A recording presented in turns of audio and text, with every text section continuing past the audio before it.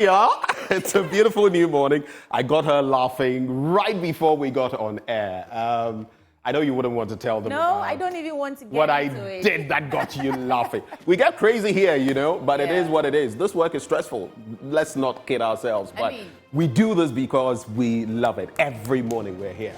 And when the camera comes on, the personalities you see are slightly different from the ones behind the camera. You know what time it is? Well, welcome to Tuesday morning, and we're here. You see, unwittingly again, I was just telling her, wait, look, the shade of my kaftan, if you like, versus hers. Tell us, what do you think? They are subtle. We haven't done that in a while. I think we just rekindled our telepathic, dress code thing? Telepathic. Hey, Mine. Right. So here we are. Into the Proverbs. The Proverbs for today. Yeah. Okay, so today let me cogitate, percolate. Let's do this. You want me to start? Yes, please. Okay. Today I didn't rehearse, but I'm going to give you this one. Yes, see, efutu en sacre nipa, and I say efutu en sacre nipa, jen soche. Efutu en sacre nipa, j in soche. You understand that, right? Yes, I do. Wise counsel does not always reform a person until there are trials and tribulations sometimes. There's that saying that you should learn more from the mistakes of others rather than your own mistakes. Because, look, you don't want to reinvent the wheel. You want to stand on the shoulders of others so that you don't have to repeat the same mistakes. But for all of us sometimes, right, you'll receive counsel, wise counsel, but you'll not take it until you hit that brick wall, that cul-de-sac, and then you realize, Odeshi, then you know that something must happen. So mine is that, efutu en sacre nipa, jen soche. They say you can't advise a rich man and a person in love, right? So, because what can you show me? Especially when you're a poor man. Especially what do you have to come and advise? Anything he says. Right. But my proverb this morning is simply, the rain beats the eagle, and the children thought it was a vulture. So sometimes, again, do not be too quick to judge. Do not be too quick to pass on judgment on something that seemingly looks like a vulture. It just could be an eagle. I'll leave the deeper meaning for you to reflect on for the rest of the day. Looks can be deceptive. Yes, and never judge a book by its cover. Right, that's it. Right, so in a bit, I'll be serving you the news like I always do, the first bulletin on the Joy News channel. And after that, we'll get into the news review for today. Right after that, Muftar Nabila Abdullahi will come and present a segment, and then we get into the big stories. What are we doing today then? Well, for the big stories, Ghana is in a big economic mess, a quagmire, unstable power supply, a partial internet crisis, and on top of the list is a depreciating domestic currency. Dollar demand from local businesses, particularly in the energy, pharmaceuticals, trading industries, and the manufacturing sectors, could cause the depreciation of the Ghana Cedi to persist this week. Already, it's almost at 14 cedis on the streets. That is to the American greenback. But since the beginning of the year, available data from commercial forex market shows that the cedi has devalued by about 10% against the dollar. And this trend is expected to continue if the pressures driving dollar demand continue as well. We'll be hearing from our guest, Dr. Richmond Atuahene. He's a banking consultant, together with Dr. Sharif Mahmoud Khalid. He's Associate Professor of Accounting and Finance. Mahmoud what? Khalid. Benjamin, man. But also on the show today, staggering road accident statistics reveal that there's been an increase in the number of deaths recorded. The National Road Safety Authority has reported an increase in road crashes during the first 2 months, that's January and February 2024. There were about 2,260 road crashes involving 3,910 vehicles and resulting in 369 fatalities, 2,555 injuries, and 381 pedestrian knockouts. Comparatively, during the same period last year, there were 2,249 vehicle crashes involving 3,857 vehicles.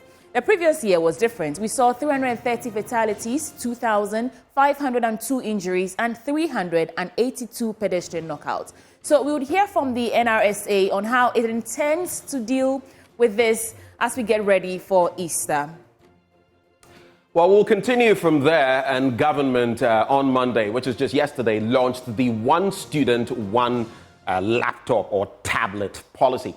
Now, dubbed the Ghana Smart Schools Project, this policy seeks to leverage technology to make academic work easier in senior high schools. We'll be hearing from the Deputy Ranking Member on Parliament's Education Committee, Dr. Clement Apak, and President of the Ghana National Association of Teachers, Reverend Dr. Isaac Owusu. Stay with us for that conversation. And you know we are your election headquarters, and it's in the Ashanti Regional Capital today, Kumasi, for a Ghana Connect Town Hall meeting. We want you to make your voice count in the crafting of manifestos for election 2024. In that regard, we'll be live from Edum Presby Church's premises later today around 3 p.m. to hear what the people are saying. And ahead of that, we'll gauge the mood with Blessed Soga. I said Blessed Akaku. But anyway, you know, on that very bit, we were in Tamale last time, the Ghana Connect Town Hall. Yeah. This time we're headed to Edum, Kumasi, and we'll be going across the country with these town hall settings to gauge the mood of the Ghanaian populace and what really matters to them. So, hence Ghana Connect. We are connecting all the regions and all the people, connecting them to our presidential flag bearers and hopefuls so that they hear our voice. Hopefully, they will take what we are saying and include it in their manifestos. Maybe the presidential hopefuls, hopefully, will listen to us. Presidential hopefuls, hopefully. Anyway. But that's not all. Later on today, Maxwell Agbagba tells a story of how filth and open defecation has engulfed the area around the Independence Square. That is in our series, Filth Exhibition from here, Joy News. And then hopefully we'll come to you to have your say and share your thoughts with us. Ubuntu, we are because you are. So stick and stay with us. Let's do this. We're charged, you know. We're firing on 16 cylinders this morning. You don't want to miss a beat. The news up next with Sweetie Abba. Let's go.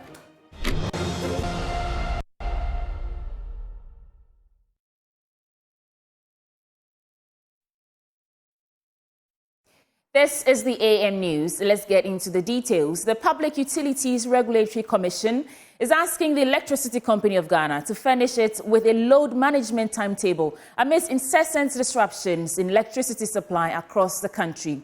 Despite recent power interruptions, ECG has stated there is currently no need for a timetable.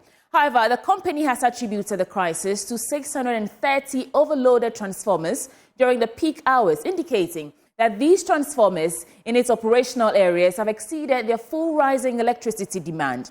Ranking Member on Parliament's Mines and Energy Committee, John Jinapo, says government must come clean that the system is bankrupt and hinders smooth operations.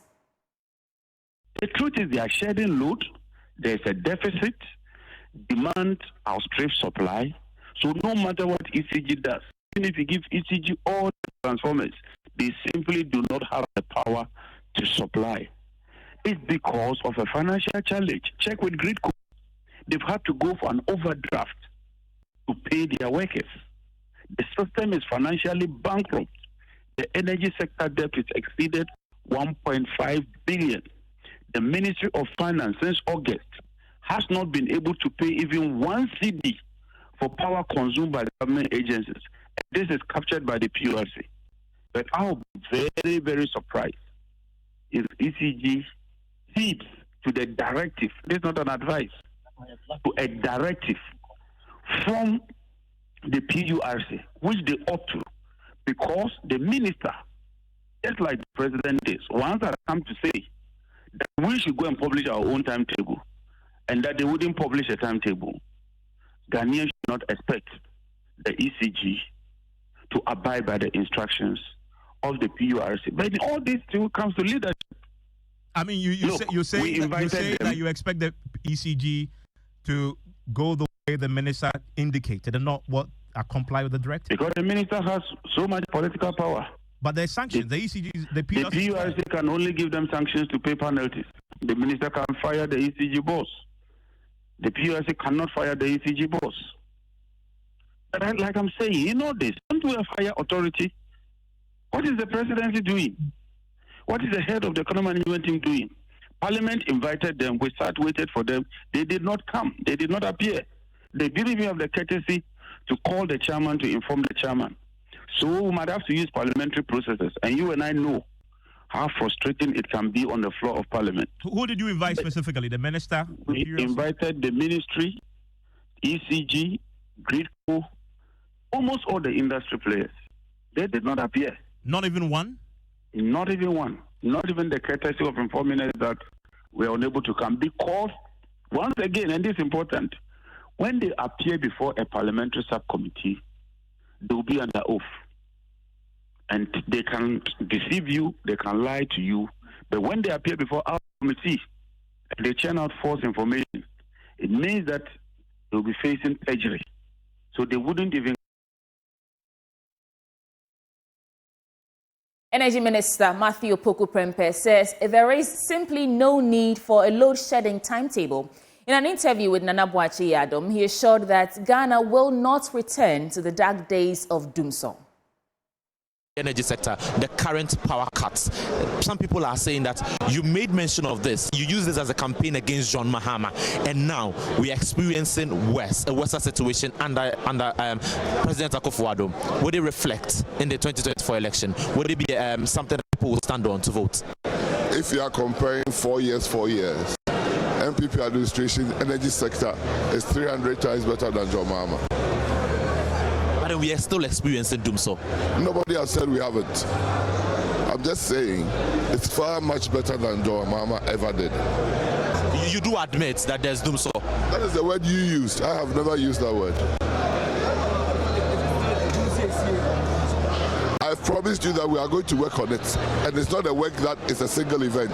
It's a process. And we'll continue to work on it for the energy sector to become better. Have you heard of calls for a timetable?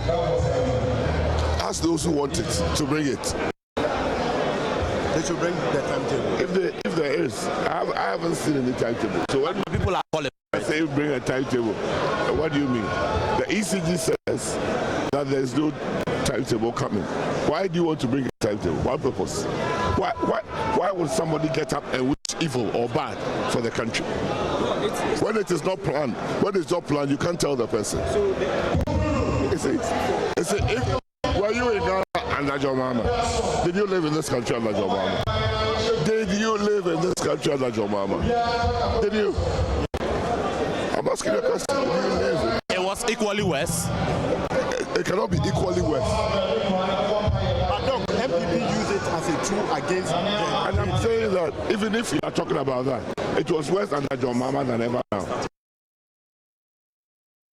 That's our energy minister there saying that those who want a timetable should produce it. Well, let's move on. The NDC parliamentary candidate for Efutu, James Kofi Annan, is asking governments to address existing challenges with senior high schools instead of launching new policies for these schools. His comments follow the launch of the Ghana Smart Schools project. Now, according to him, the education system has more challenges that need immediate fixing than adding to it. Peter Stenu has more in the following report.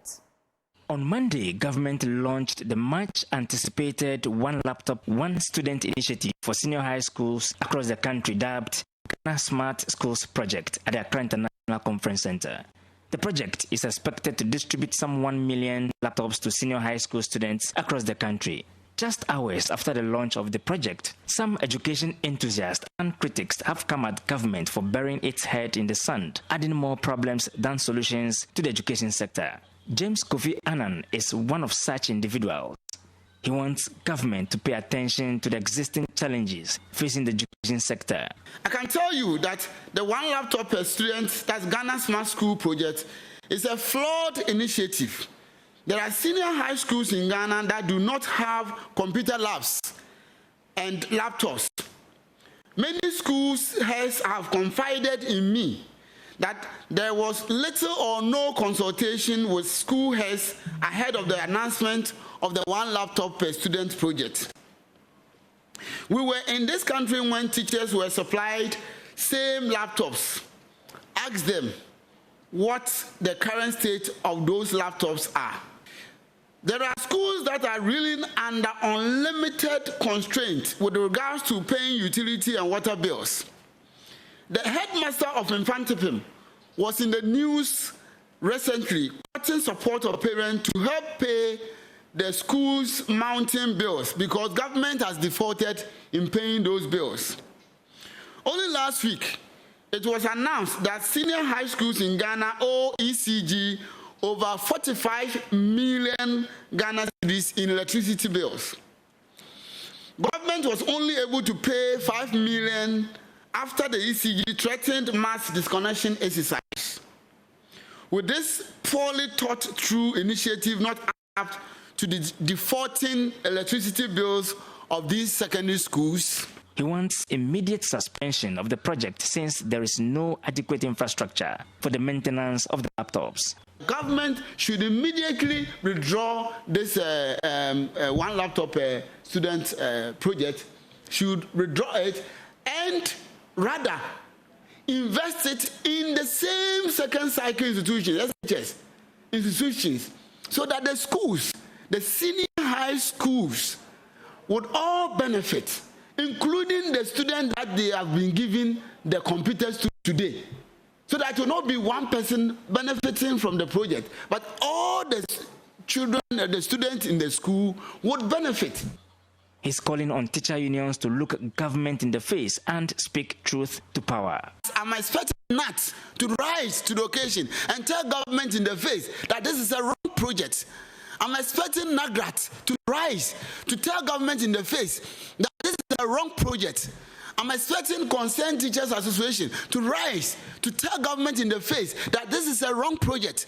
I'm expecting all the teacher unions to rise to tell government in the face that this is a misplaced priority, it's a wrong project, it's not sustainable, and it is too populist. I'm expecting all these unions to come up. Because you see, they themselves, whilst we were going around gathering evidence, they themselves were telling us that this project is dead on arrival. Peter Senu for Joy News. Now, the New Patriotic Party's parliamentary candidate for Tamale North, Abdul Rahman Alidu, has begun the dredging of the Fo Dam ahead of the raining season.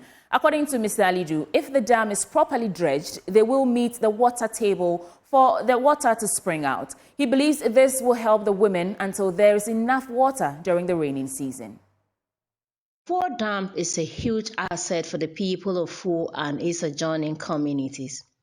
The people rely on this water for their domestic chores during the rainy season and the dry season. But of recent, the water dries up some few months after the dry season sets in. It is against this backdrop that the MPP parliamentary candidate for the Tamale North constituency, Abdul Rahman Alidu, stepped in. He said since the last 4 years, no major works has been done on the dam. Reason is unable to hold much water.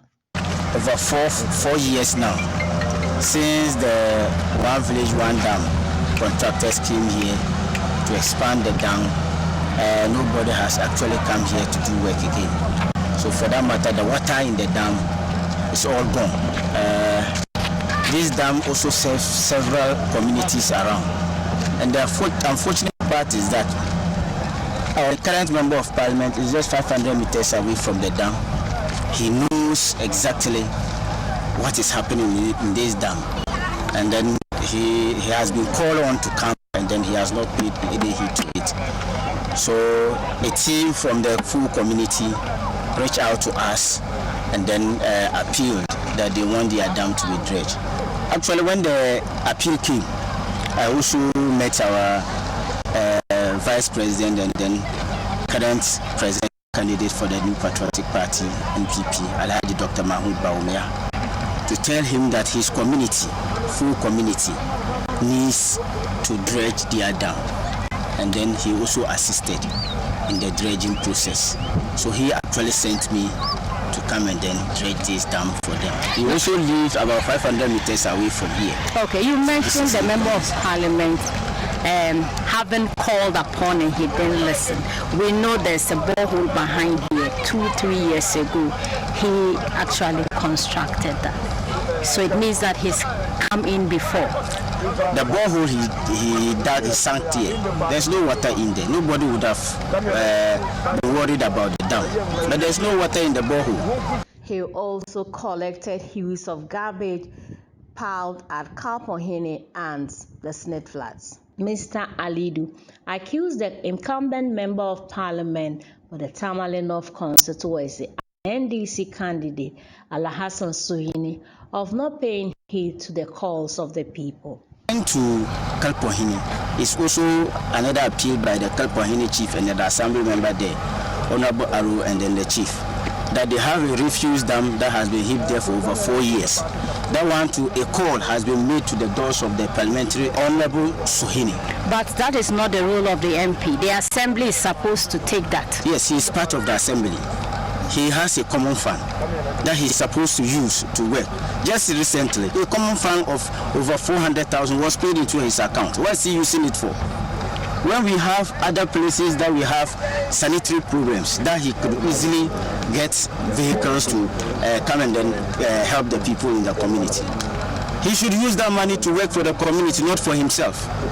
But why should communities dirty themselves and you expect them to use money to come and take care of it, whereas they can channel it to providing chairs or tables or building schools for people? That is another issue. You know, sanitation is part of a developmental problem that we are looking at. Water, sanitation, and all those things that we are talking about, they are all part of the developmental problem. Now, of course, the attitude of people, we cannot exempt the attitude of people in whatever we are doing. But when things happen, we have to just step in and assist and now find a channel of educating the people on what to do. In other stories, persons with disability in Ghana are charging authorities to enforce laws that ensure public facilities are made disability friendly to ease struggles they have to deal with on a daily basis. According to the chairman of the Center for Employment for PWDs and the Chamber for Entrepreneurs with Disabilities, Alex Kojotete, such laws will ensure that public places are friendly for people with disabilities, enabling them to access employment opportunities and contribute meaningfully to society. He made the call when the Church of Jesus Christ of Latter-day Saints provided a range of items to persons with disabilities at the Kumfi in the Central Region. There's more in this report. According to the Persons with Disability Act 2006, Act 715, it is mandatory for all buildings to which the public has access to be fitted with disability-friendly facilities to make them accessible to persons with disabilities. This is the sole responsibility of the owner or occupier of such buildings. However, over the years, these laws have not been fully enforced, leaving these persons to struggle with access to such facilities. Chairman of the Center for Employment for Persons with Disabilities and the Chamber for Entrepreneurs with Disabilities, Alex Kojotete, believes this enforcement will bring relief to these persons. That building has features that will make disabled people to access that building. And it's in our law that public spaces must be made accessible to persons with disabilities. We are not doing. And government is also not monitoring. There's nobody monitoring to ensure that buildings are accessible. Parliament has passed the law and everybody go to sleep. It is assumed that once the law is passed, everybody will stay in line. Buildings will be made accessible. Ramps will be built, lifts will be made fixed, but it's not happening.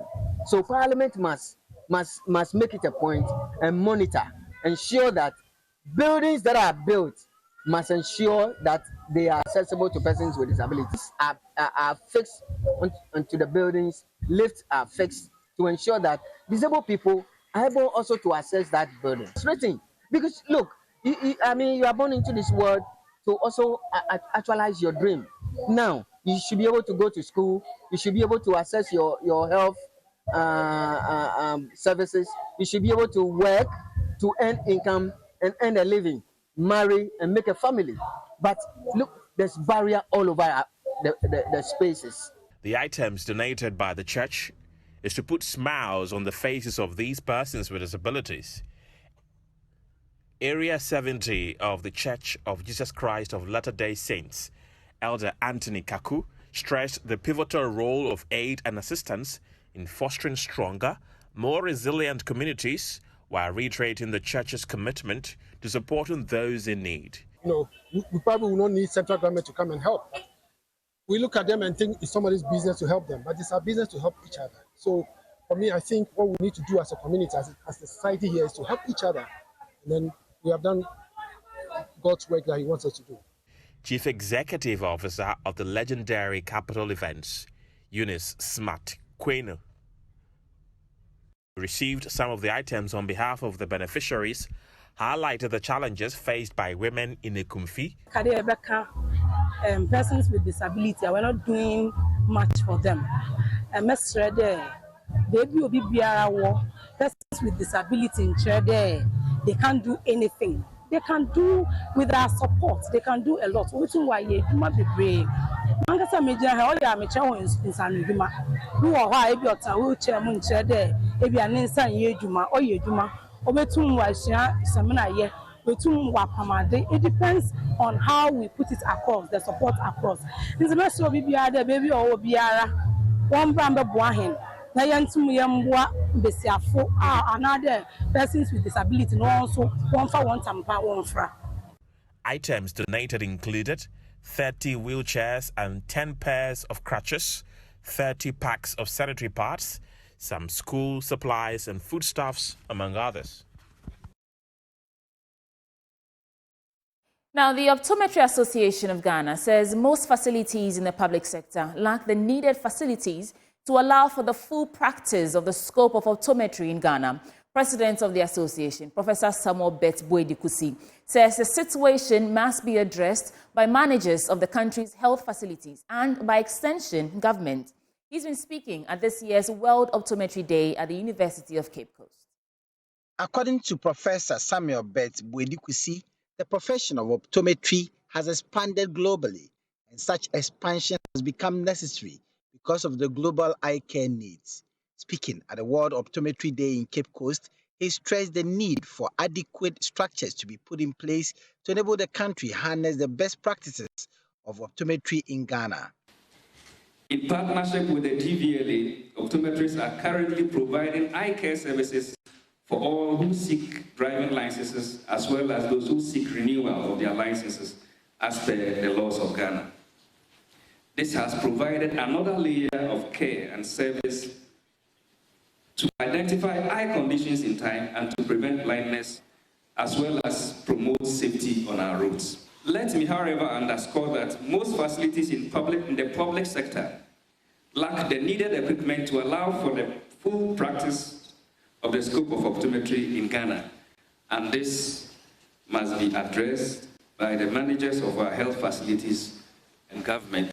Director of Allied Health at the Ministry of Health, Dr. Ignatius Awimbono, says the ministry has taken note of all the challenges raised by the association, and government will do everything possible to help them resolve the issues. It is also prudent to use this occasion to reflect on some of the challenges we face in the provision of optometry. The shortage of trained optometrists often leads to extended waiting periods and potential compromises in the quality of health eye care. The ministry acknowledges these challenges and is dedicated to tackling them through various initiatives, including the raising of public awareness of the importance of optometric services and eye care services in the country. We see between 2,500 and 3,000 cases every year, and we also do community eye screening and school eye screening. The Ministry of Health paid a glowing tribute to the optometrists for the diverse roles they continue to play in the healthcare ecosystem.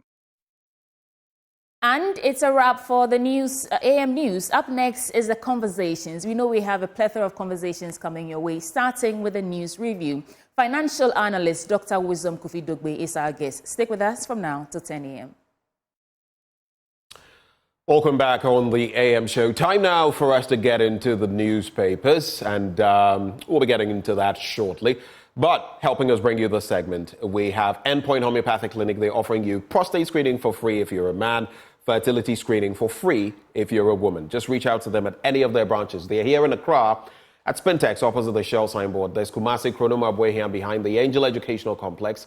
There's Takrady Energy State, Tema Community 22, Techiman Hanswa, and Esiamanzama. Their call lines are 0244 867 068 or 0274 234 321. Endpoint Homeopathic Clinic, the end to chronic disease. But just the start of the news review, our apologies. We faced some technical difficulties and we're starting a tad late, but we'll make the most of the about 26 minutes we have left. But my guest this morning, as we do every Tuesday, financial analyst Dr. Wisdom Kofi Dogbe. Doc, good morning to you. Good morning, Ben. Thanks for having me again. It's good to have you. And it's interesting. This was Sunday morning. I was going to church. I attended church twice Sunday because of some peculiar situation. But in the morning, I was going to church and then a gentleman, so at a T junction, I had to stop because vehicles were passing. Then a gentleman stops me. I had rolled down the window because I wanted some fresh air before turning on my AC. And he came to me, Benjamin Akako, and I was like, oh, yes, I've forgotten his name. I think it was an M name. And then he said, oh, yes. And I watch you a lot, especially together with that doctor who comes on Tuesday. And I said, Wisdom? And he said, yes. I don't know. I think he may be an old Mawulian or something. But he was so excited and all that. So unfortunately, I've forgotten his name, but I remembered when I saw you. So that's your message. He's enthralled by your delivery on Tuesday mornings. Welcome. Thank you. And the part that I like the most is that he said I'm an old Maulian. Not old Bihekan. So I was referencing him, actually. I think he is an old Maulian, but he was very excited about seeing you. I know we usually do this before we get into the papers. There's a lot to talk about, but I'm going to give you, let's say, 2 minutes max because we're pressed for time. To share your thoughts on any crucial matter that you'd like to talk about this morning. Sure. Ben, I was thinking about the impasse between Parliament and the executive branch regarding the anti-LGBT plus bill. Right. And I think that for traditional family values, for us as Ghanaians, these values have to be protected, right, from any form of moral corruption and from any form of indoctrination which do not necessarily align with the Ghanaian way of life. That is very clear in my mind. On the other hand, though, I'm not 100% convinced that criminalizing LGBT plus Q plus practices is the only approach to safeguarding our culture or family values to protect our children. Right. That is just my general thoughts on the bill. Now, with regards to the president or attorney general asking Parliament not to transmit the bill to the office of the president for the president to assent or otherwise. Well, it was actually the executive secretary of the president, Nana Asante Bediatu, who suggested in that letter. The AG also shared his thoughts. I don't know whether technically he was saying it shouldn't be transmitted to the president, but I know the president's secretary, Nana Asante Bediatu, suggested that in the letter to the clerk of parliament. Right. And that's the part I don't understand, right? And also, if you think about the Speaker of Parliament also responding in kind, refusing to proceed with vetting the president's ministerial appointments, I think this is an area that the legal luminaries can better educate us on. But here's what I know, Ben. So if memory serves me well, I believe that the process of passing a law involves several stages, right? The proposal and the drafting stage, then the first reading when the bill is introduced in Parliament, then there's the second reading when members of Parliament have the opportunity, to debate the general principles and objectives of the bill. Right. Then there's the committee stage and considerations, right? And then maybe a third reading, I believe. When a vote is taken, Ben, and if the bill receives majority of votes, it proceeds to the stage of presidential assent. Right. I say all of this to level set that the president has power to either assent to the bill, making it a law, or withhold his assent, right, and refer it back to Parliament for reconsideration. I have not heard of this current situation where the president's office is able to tell Parliament not to transmit the bill for assent. It sounds to me like a break in the lawmaking process. And I believe that the president has power and a voice in this matter, and he should use it appropriately. His power here is either to assent to the bill or decline to assent, and send it back to Parliament. Or maybe he could have allowed the process to play out and then wait until the current legal challenges to the bill are all sorted out. I'm just thinking aloud, Ben. But with him or whoever sent that letter from his outfit, proactively asking Parliament not to carry out their legislative mandate, I think it might amount to maybe some constitutional crisis. And I'll be looking forward to learning more about how this gets resolved. Either way, I believe both the President's office and Parliament, they must make good faith effort, right, to follow the laid down process of lawmaking and have an open and transparent dialogue, which is, I believe, is the best approach to resolve this impasse. Interesting dynamics in there, but we'll leave the two organizations or arms of government, the judiciary, to come through, and now the legislature is also saying, okay, so if you say that you want to wait till when on the 4th, the matter 4th of March, the matter hadn't even been to court, and on the 5th it was, but on the 4th you addressed the diplomatic community and said, this was a matter before court. In that case, then we'll also wait till they are done before we take a look at it's not the best situation for right. Governance, right? But I feel too that it may be the best situation to ensure that parity remains, because these are co-equal arms of government. They are not, there is no subservient, or subsidiary arm. And I think whatever wrangling there may be, in the end, will be all the better for it. Our democracy will be all the better for it. But let me quickly get into the papers now. There's the Daily Graphic. ICT and SHSs deepens, and I'll have a lot to say about this. President launches Smart Schools project, 1.3 million tablets to schools, 100 smart schools to be built. And then Finance Minister charges GRA Customs to reduce leakages. Recently, infamously, we heard the Vice President talk about the fact that the GRA was, overdoing it with taxing people and hounding businesses and all of that. And I've spotted a statement from the Importers and Exporters Association of Ghana saying these are all shenanigans and they will not fall for it. Because, it's the same administration that has been egging on the GRA to do X, Y, Z. So if you're now coming to say, they are overdoing it, as Vice President who wants to become president, then I'm asking myself, why does this smell as though there were a rat somewhere? Bank of Ghana has strong buffers to support Cedi. That's according to the governor. But we know that our currency is the third worst in Africa currently. And that look at the dollar to Cedi ratio. And it's one of the conversations we're having today. You look at the fact that the dollar is about 13.74 Cedis, okay? It's inching towards 14. Let's not even talk about the euro or the British pound. Those are issues. And this is around this period, you would have a lot coming in, businesses and all of that. How government is going to foot that bill, especially when our reserves for purchase, I've forgotten the technical term, is just 2 months now and whittling down. And then 2 drowned in Tubong Dam. On the back page, Ghana Navy ships successfully sail across equator and 24 districts get mechanized boreholes. So let me get right down to it.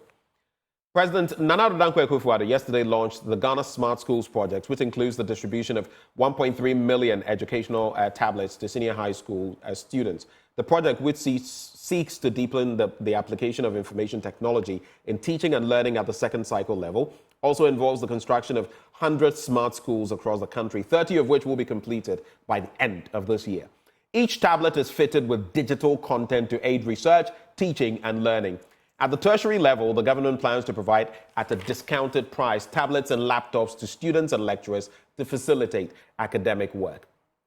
Now, at the project launch, President Akufo-Addo said, although largely successful, the government continued to seek innovative ways of improving further on the free SHS policy.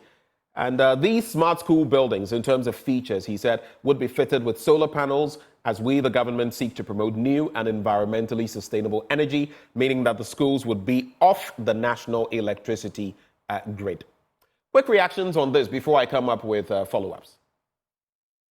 Yeah, man, I heard the news about building smart schools and also providing this 1.3 million tablets to pre-tertiary students.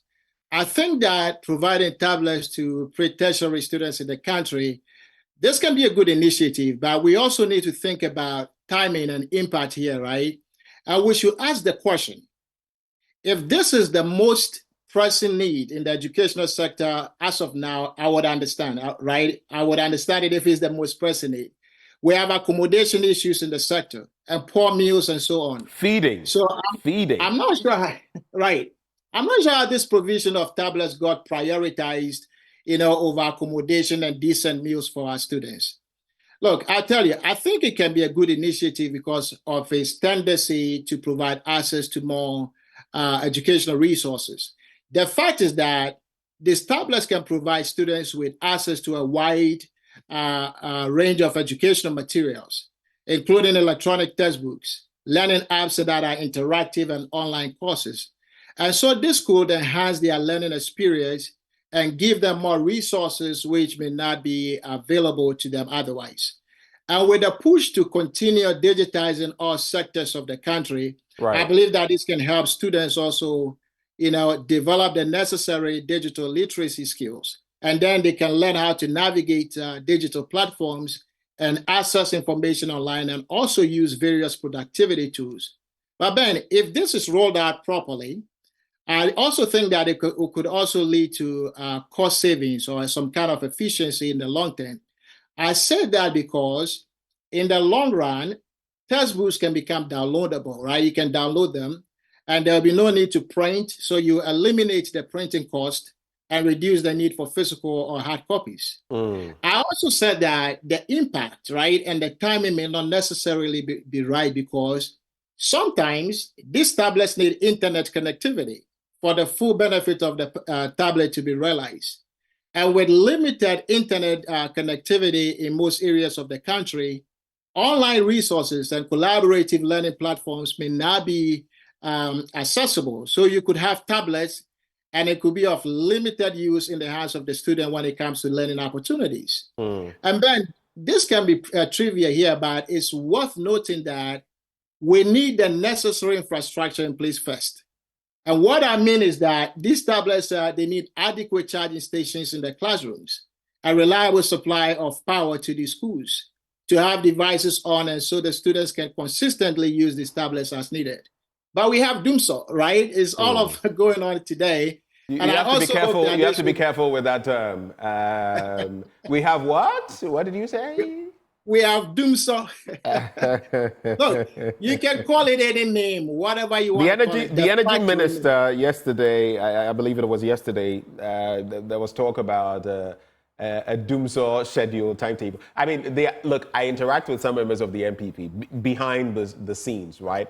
And they tell you, Charlie, we simply can't accept the use of that term because if we do, then we concede that we've also got into doomsday. So it is just a matter of let's never use it. Let's never have a timetable because if we do, then we concede that. I can't understand for the life of me. But that also tells you that these are people who will never accept failure. They don't want to accept that we have failed. Part of positive, crucial leadership is to admit when you failed and to say, I'm sorry.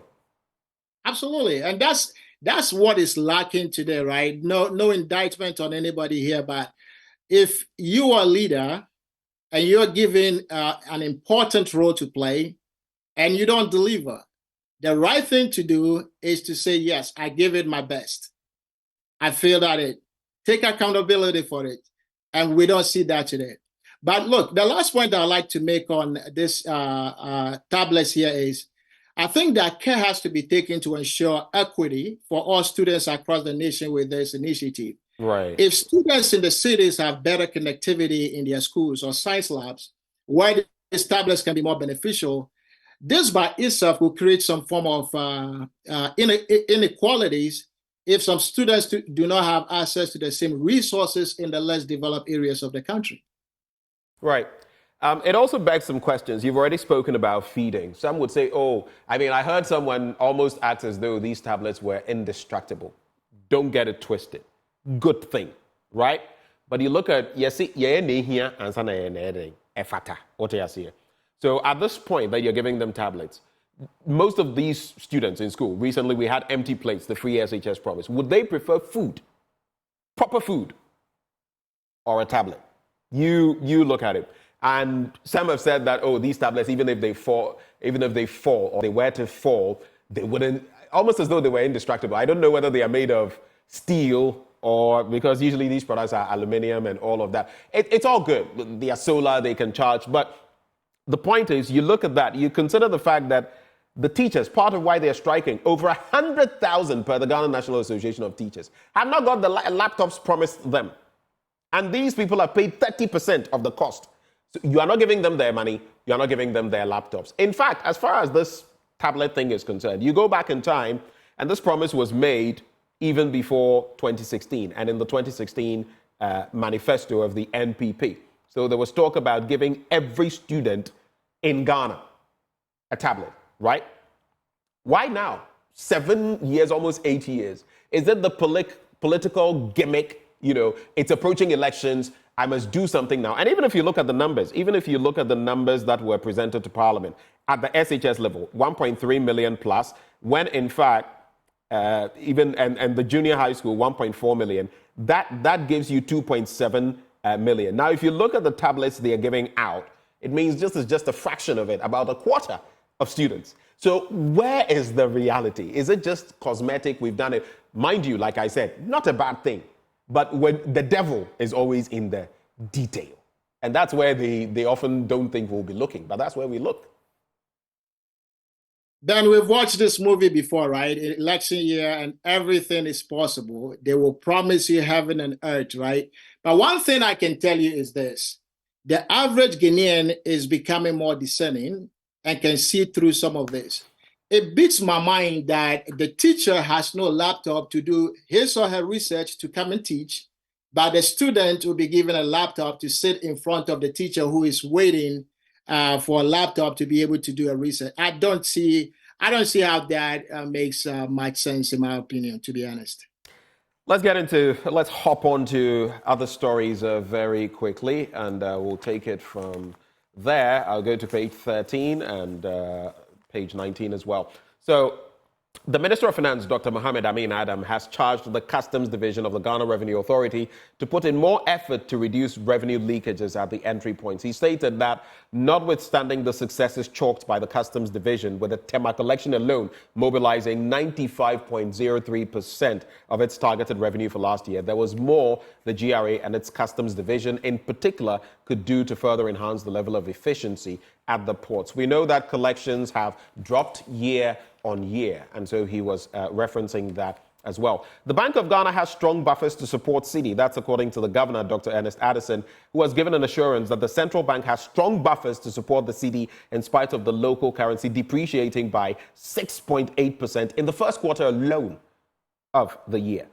He said with the gross international reserves increasing to $6.2 billion at the end of February this year, the Bank of Ghana had enough buffers to support the recovery of the local currency. But if you face the facts as well, you'd realize that with the erosion of our currency, this also means that that buffer is not exactly as strong as we would want it to be, even in terms of import cover. Then I'll quickly do the story and come through for your reactions. Then I guess maybe we could leave it at that with the Daily Graphic newspaper. Don't grant licenses for mining close to Ayensu River. And the NDC parliamentary candidate for Efutu in the Central Region, James Kofi Annan, has petitioned the Minerals Commission not to grant licenses for the mining of lithium and gold close to the Ayensu River. He said any attempt to undertake any mining activities anywhere close to the river could result in the total drying up of the river and result in life-threatening situations for surrounding communities. The reason I would go to that, of course, you know, I'm passionate about this thing called Galamsey. Just a few days ago, last weekend, I showed you those pictures from the Western region where a major highway to the left and to the right have been dug. In fact, the structural integrity of that road is in question. So anything Galamsey, I'm passionate about. Any quick thoughts, and then we're gone? So, but on this story about the finance minister charging customs at GRA to close any revenue leaks, let me start on a lighter note that I hope His Excellency, the Vice President, Dr. Baumia, will not turn around and ask GRA not to harass businesses who are taking advantage of these leaks. But on a more serious note, right, I believe that as part of the revenue mobilization efforts, such lists should be identified and closed so all businesses can pay their fair share of taxes. This, in my opinion, is a better approach to meeting revenue targets than introducing new taxes on the citizens. That said, as I was saying earlier, I heard about a story, and you talked about that also right now, about comments that the vice president made about GRA harassing taxpayers in their bid to meet or exceed revenue collection targets. If the vice president indeed made these comments, right, I would say his comments are very confusing to say the least. It seems that we hear conflicting or contradictory messaging, coming out from this administration. Look, Dr. Bawumia cannot eat his cake and have it back. It's just that's not how it works. You can either be for something, but you cannot effectively be for everything at the same time. You cannot be for something when it helps your cause and be against that same thing when it becomes potentially inconveniencing to your electoral fortunes. Someone once said that when you stand for something, you have to stand for that thing all the way and not just halfway. Right. Why am I saying this, right? It is this same administration that is pushing GRA to reduce leaks and meet or exceed revenue targets that are set for them by the government. If you recall, a few weeks ago, the new finance minister, on another occasion, he visited GRA and urged them to push to exceed their revenue targets. And on this show, I cautioned that we need to proceed cautiously on this so as to not to overburden the taxpayer. So in one vein, the finance minister is pushing for GRA to step up their revenue mobilization effort. And it seems that the vice president, who belongs to the same cabinet as the finance minister, in another vein, the VP might be calling this push as a harassment of the taxpayer. So Right. which is which? Politics can sometimes be quite unpleasant game, especially in an election year. I think Dr. Bawumia, together with this administration, they introduced various taxes that caused some companies to relocate their production groups to foreign countries because the cost of doing business in our country has become infeasible from a business perspective. Right. Further worsening the unemployment situation. And it seems to me that he also wants to abolish e-levy, introduce tax. That's what he said. I just want to make sure that, go ahead. No, I was just saying we have limited time, but I was just saying that's what he has said, not that. Right. I mean. It will be better, right? I think it will be better if we can hear from those who want to lead the country with some kind of consistency. What do they believe in? 7 years you are for one thing, and 1 year you're for the complete opposite of that. To me, I struggle to appreciate or understand where he's coming from. Right. I have this message come through from Ifo Kwame Juwonu, who says, "Good morning, Ben. Teachers paid the full cost of the laptop and not 30%. About 550 Ghana cedis was deducted or were deducted from our salaries, and 1,025 Ghana cedis deducted from our SNIT contributions. Even with that, he says we are yet to receive the toys. He calls them toys. I don't know whether they are toys, but that's what he says. So in essence, I know of the 30%. You are telling me that you paid the full complement and you've not got the laptops. There's also this one, I'm just touching and going on this, no need for expansion. If you've not read the story yet, right? Senegal's opposition leader, Faye, I'm talking about Bassirou Diomaye Faye, is set to be declared the country's next president. And guess what? He's only 44 years old. And he's come through with some radical thoughts. If you've not read that, read it on myjoyonline.com. We have those stories there. The new finder, Tor awaits transformation under new leadership. I don't even want to start talking about Tor this morning. I don't want to go there. NPA commends Petrosol for investing in women empowerment, and government to buy 1.3 million tablets for pre-tertiary students. All right. Nana gives one student one laptop. I mean, we've spoken about it, so I'm just reading the headlines. And then there's also move to freeze Dapa's maid's properties withdrawn. That's the Daily Guide newspaper. And to cap it off, again, government rolls out smart schools project. Every newspaper is talking about it. Will support you to meet revenue targets. Finance Minister designate to GRA Customs Division staff.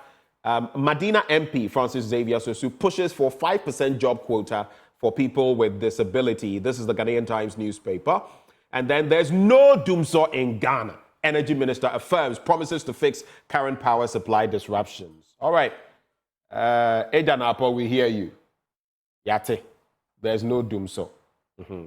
Please, those of you watching, know that there's no doomsaw. So please, technically, when you report issues, don't mention doomsaw. I beg of you. Just say your powerhouse has been out for a while. No matter what, don't use the word doomsaw. The energy minister doesn't like hearing it. So, yeah, that is that. Frank Apia says, even primary schools don't have textbooks, classrooms and textbooks, and yet you are saying tablets for SHS students. Hey, Ghana. That one I don't know. I'm also looking at the latest happiness index. Ghana placed 120th. And you would say not bad, but then you consider that it's 140 countries. So are you not happy? Over to you, Doc. Well, let me touch quickly on, I know we had press for time, so let me touch quickly on the Our time is up, so do 1 minute and then we can go on. Yeah, I promise. I think it's not too late to say congratulations to the president-elect, Bassirou Faye. A part of his success in this election reminds me of President Nelson Mandela. A songwriter once sang that song that President Mandela was in prison for 20 plus years, and he came from the prison and took the seat of the president. Mr. Faye did not spend that much time in prison, but yes, he was in prison, came out 10 days. He was in prison together with another member of is it PATEF or so? The other one hasn't come out yet, but he has come out, and yeah. Yeah, and it's very inspirational, to say the least. That is, I think it's very exciting if you think about how this young man is rising up, and he's actually up to the pinnacle of leadership in the sub-region through the democratic way, not through coup. So congratulations to him. Interesting thing, he's 44, and that gives me a lot of hope and excitement. He's a taxman, by the way, and it reminds me of Barack Obama as well. Anyway, thank you so much, Doc. We had limited time today, but you've made it, as always, very animated and spot on with your analysis. We're grateful for your time.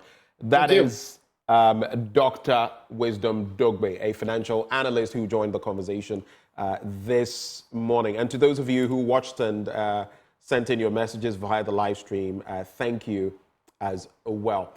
Well, this is how we cap off the news review. Just to acknowledge our sponsors for this segment, Endpoint Homeopathic Clinic. They're offering you, as always, if you're a man, prostate screening for free. If you're a woman, fertility screening for free. Reach out to them at any of their branches. Accra, Spintex, opposite the Shell signboard. Kumasi, Kronomu Abwe here, behind the Angel Educational Complex. There's Takrady Anaji State, Tema Community 22, Techiman Hanswa, and Esiaman Zima. Their call lines 0244 867 068 or 0274 234 321.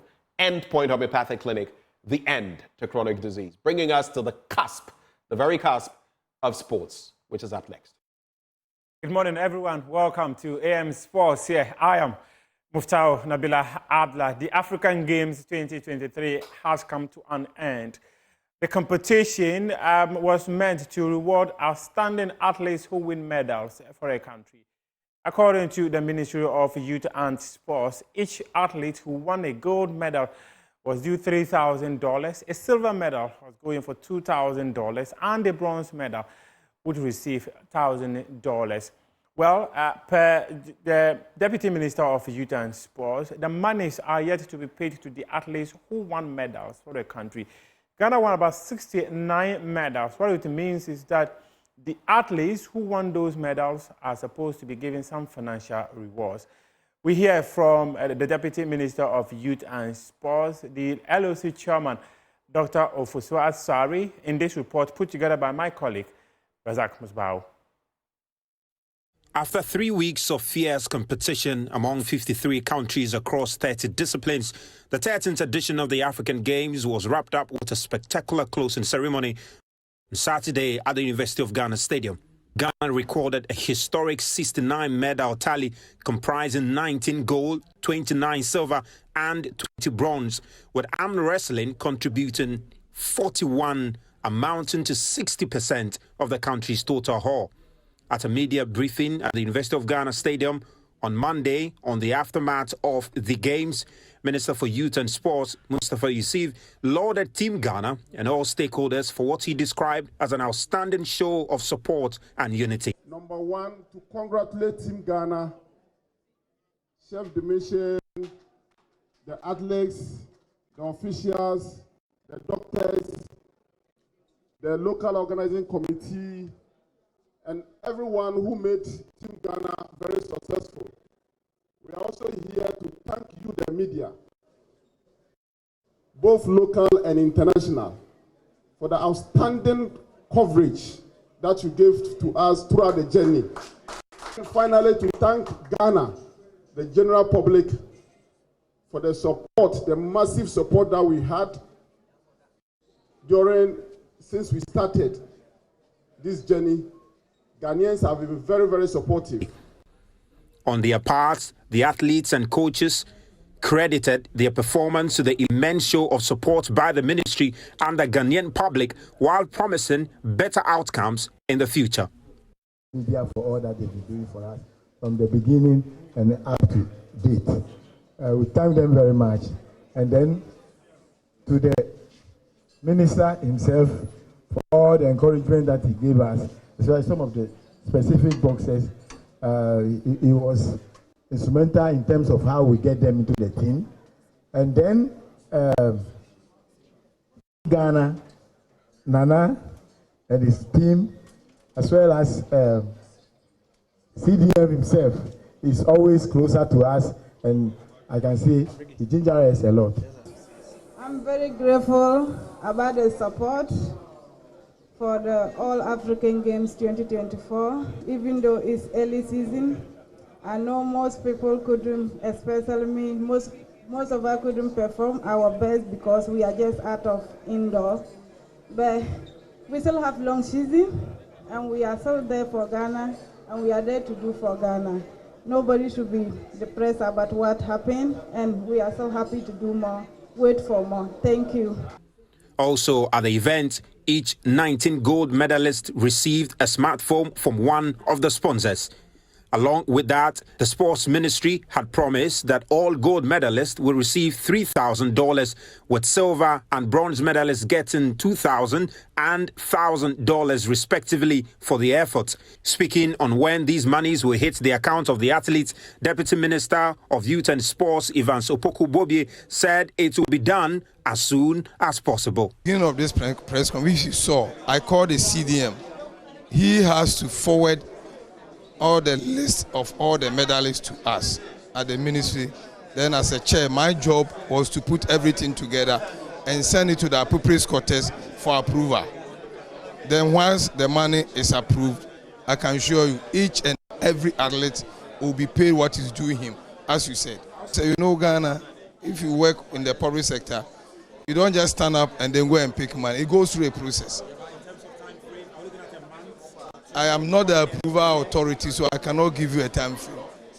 My job is to gather the list, the figures, put the figures together, and then forward same to the appropriate quarters to secure approval. When I have gotten the approval, then I can be sure of telling you that today or tomorrow it will be paid. But I want to assure you, and the general problem in the athletes is that their monies, their bonuses will be paid. Meanwhile, chairman of the local organizing committee of the Games, Dr. Fosu Asare, also called for collective responsibility to help maintain the facilities used for the Games to ensure that the over $195 million investment does not go to waste. His Excellency Danko Akufo-Addo will want us to transform the facilities into a university of sport for development. So when the time comes, we will also ask for your support in assisting us build an excellent university of sport, not only in Ghana, but in Africa. It's going to be a unique one. The maintenance of the facilities that we have built under the leadership of President Nana Akufo-Addo is a responsibility of all Ghanaians. Please drum that home. It's a responsibility of what? All Ghanaians. The facilities are for all of us. So if you see anyone destroying it, please stand up to that person and challenge me. Meanwhile, all athletes have received their per diems. Each athlete was due 1,000 Ghana cedis per diem, and they were given their monies on the eve of the final day of their various events. We understand each athlete in the Ghana rugby team was paid 14,000 Ghana cedis. So what the local organizing committee did was to put the money together. Instead of giving to them each day, they decided to put it together for the entire duration that the athletes began camping and gave it to them in bulk. It was the same thing that was done for the Black Princesses, the same thing for the Black Satellites, the athletics team, and all that. But now let's move on and talk football. We are still staying on the African Games 2023. Ghana Black Satellites won the gold medal in the football competition, defeating Uganda by 1-0, courtesy of Jeffrey Efriye's 90th minute strike. Well, prior to the competition, there were concerns that the technical team would not be given the free hand to select the players for the competition. But head coach of the team, Desmond Ofer, has said that those reports were untrue because the Ghana Football Association did not interfere in their job. Before, no. The list that we got was based on the scouts. So the scouted players that was scouted by our own scouts. So that's a priority. And also as a coach, when you go and see players and monitor them, you feel they can help the team. So it was a decision, and it's a man focus, but in reality, we just pick the best players. The best players. The best players. The best players. Without any influence. Zero. Whatsoever. Zero. No. Are you sure? 100%. I'm also a cat boy. I'm a product of Ghana. Yes, Mr. Keti Sokreku is the one that appointed me and brought me from Belgium because I had offers. Okay. I had a lot of offers. I could have gone to Club Brugge. I could have gone to Mechelen. These are all Premier League clubs in Belgium. Wow. And he managed to convince me. So it's not like I'm his boy, but he's the one that brought me to the country and gave me this opportunity. So I'm thankful for that. He had a vision. He has a vision. He works really hard. There's nobody that works harder than Mr. Keto Kreku. He's incredible. He doesn't sleep. He doesn't sleep because he football is our heart. You know, football is if you saw the final, is what makes us happy as a nation. So this is our product, and he's the one that is in charge now to make sure the what he says, fixing the foundation. Yeah. There's a lot of work to be done. So me being his boy, no, I'm here to help the nation, and I'm here thanks to the president, and we are in the FA. Everybody that's there is super motivated, super hungry to achieve the absolute highest for Ghana again, because we need to get back to our glory days, and because the talent is there. I can Ghana or talent, but we have to do something with the talent. Yeah. And you just don't. And yes, Wako Parks, superstar na Bob stars. It's a process. It takes a while, and we are putting structures in place. And for example, I don't know if you heard, but in Bogatanga we have our first GFA Elite Football Academy. The Winkungu Center. Yes, it's Nancy Yeni schools Juma, because the problem in Ghana now is you can only a footballer can actually start playing full-time in a capacity in a club when he's 15 years. Yeah. After when he started SHS. Okay. In Europe, when you're 5-6, you can start playing academy. We don't have it here. So we are missing out at least 9 years of development time. So now, with this project, we want to grab the boys earlier. Excuse me. Put them in our national academy, and then train them through our national philosophy. It's the same as Clairefontaine in France, what France did with Pogba and all these top players that came through. Yeah. So, and the president, like I said, is very, very ambitious and want to do this in all the 10 football regions. But for now, I think the central region, Kumasi is the next one, and then we come to Accra. So having 3 national academies where we can, start training 50, 14, big project is huge. The big project bar.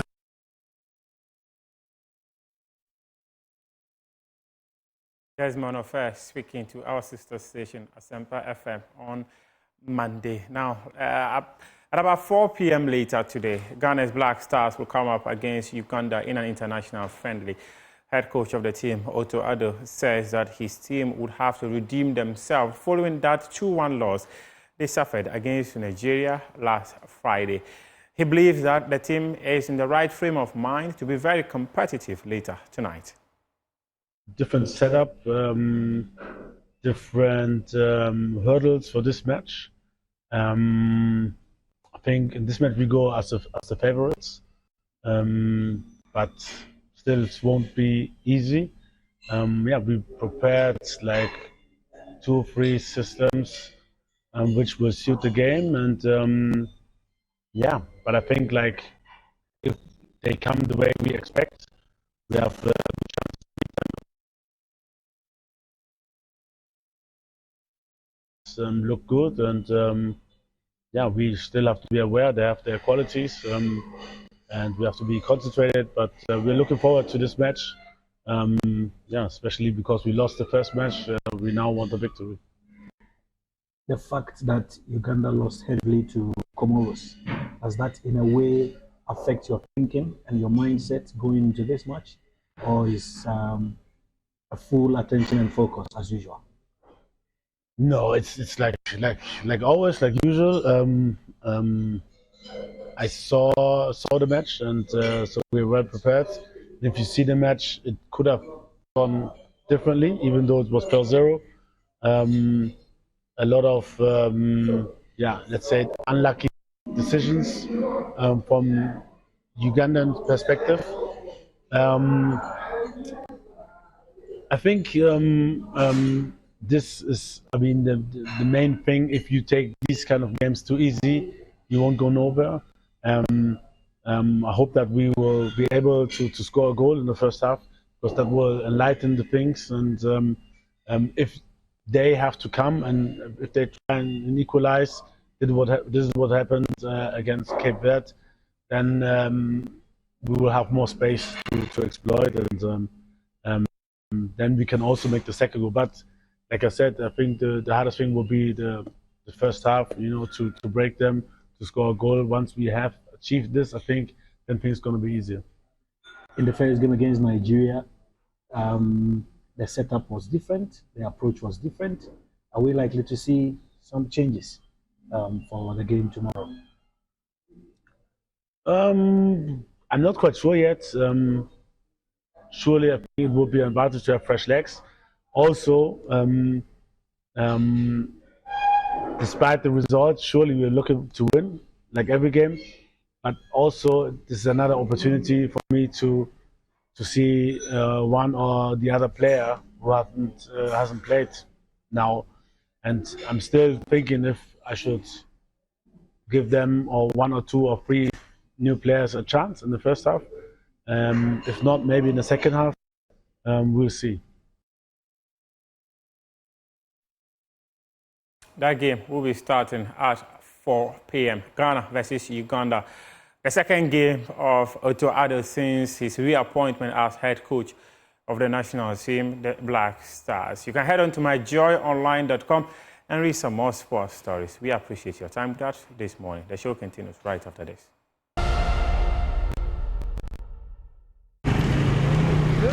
Nestled between Nima and Newtown, with a particular focus on the settlements adjacent to the residence of President Akufo-Addo, human dignity collides with desperation.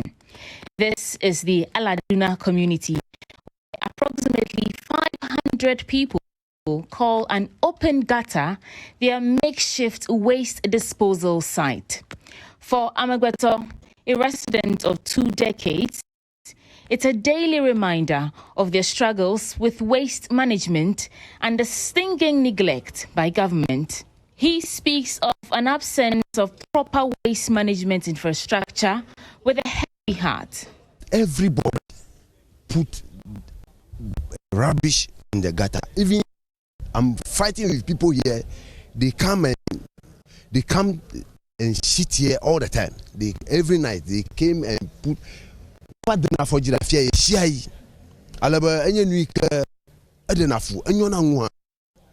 Tamarona dogona poem, I don't know.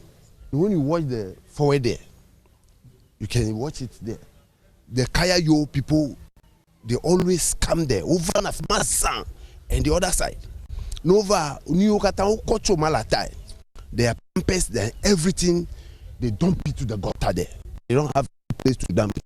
So they put it inside. So for me to the Kukuna government, I do agree no labade.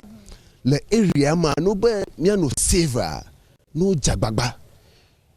But waji gbelonu akona amu kata le area. Umaga globo yo hogala osio. No be yo hogala osia afudege. But it's not just the stench of refuse that hangs heavy in the air. Across recurring floods, a ministry inspector threatened to wash away what little semblance of stability they cling to. As the rains draw near, one can almost feel the collective anxiety gripping the community, a community already scarred by the memory of the devastating June 3rd flood disaster.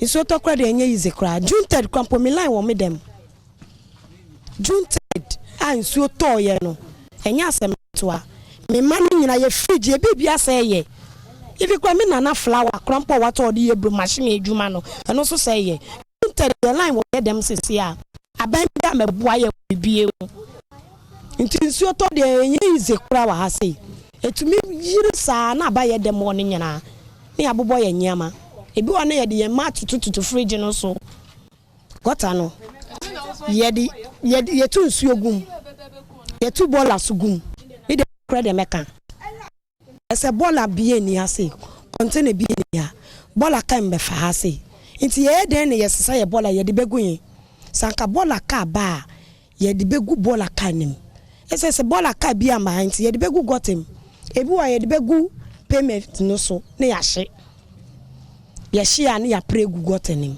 me ne aban na eben aban otimi huni anya me to the downstairs aban so to the downstairs me ne sheben me fa ase amara aba nti aban to me ya ba bi na waja ha let me say on be ho. Living so precariously close to the gutter with no proper waste management system in sight, Ejewe's voice trembled as she recalled the horrors endured. A resident here at Aladuna, his tone tinged with frustration and righteous anger, joined in the conversation to demand government to give them some answers. Where are the funds allocated for the sanitation initiatives? Because they haven't seen any.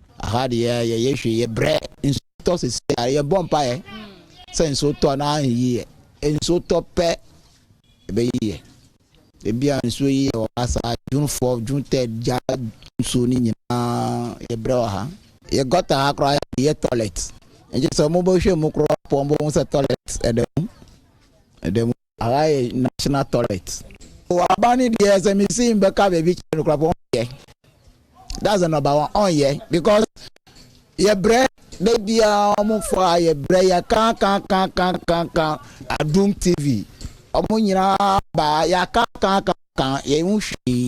President Akufo-Addo's pledge to transform Accra into Africa's cleanest city by 2020, later extended by former Sanitation Minister Cecilia Dapa to 2024, now stands as a stark reminder of unfulfilled promises, as slogans like Year of Sanitation, Keeping Ghana Clean agenda, and making Accra the cleanest city fade into obscurity. The reality of filth encroaching upon the cityscape becomes even more glaring. But it's not just about cleaning streets or clearing drains. It's about restoring dignity, reclaiming hope, and honoring the humanity of every individual who calls this Aladuna community home. It's time to hold our leaders accountable and demand tangible action to address the sanitation crisis plaguing our communities. For Joy News, I'm Sweetie Abochi.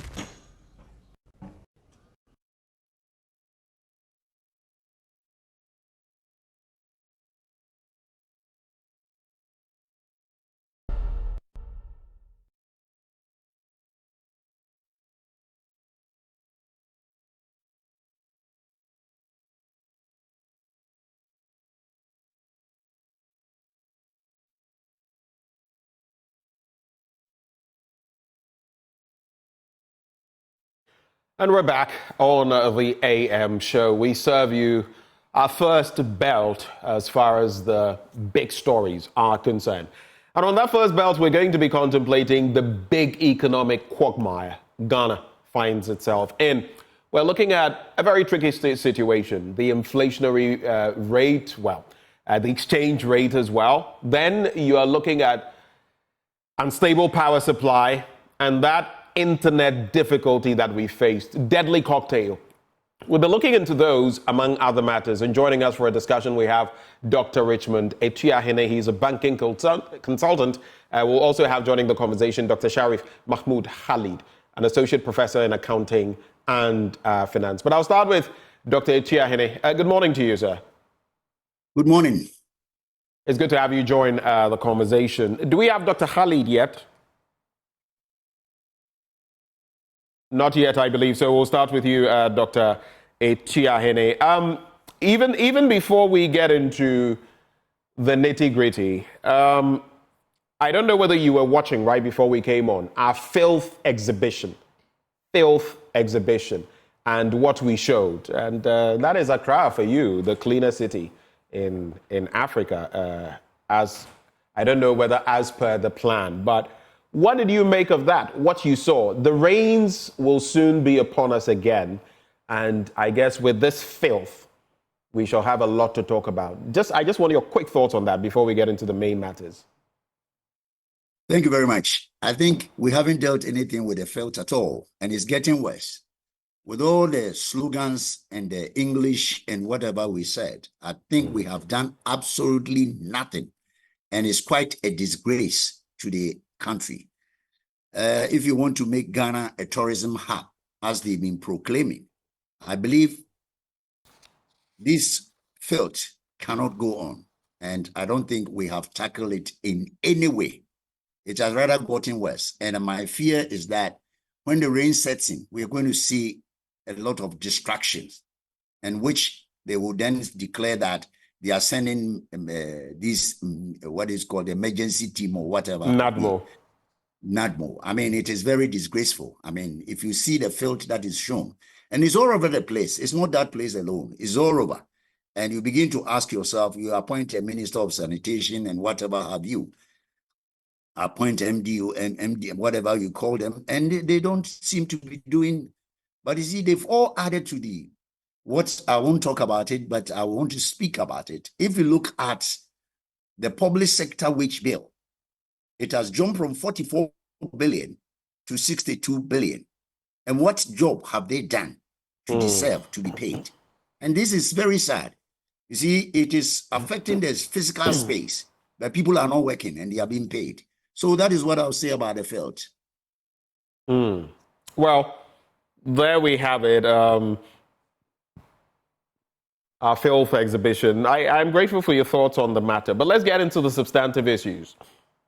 Even before we get into the bit about the internet connectivity and everything that has happened, unstable power supply, the slump of the Cedi, and the requirements of the Cedi as far as the business community is concerned, I'd like to find out from you, as a Ghanaian in Ghana today, what is the state of affairs for you? If I asked you, for example, deliver the State of the Nation address per you and where you sit and your pocket and what you see and what you feel, what you have to deal with on a daily basis, what would you say?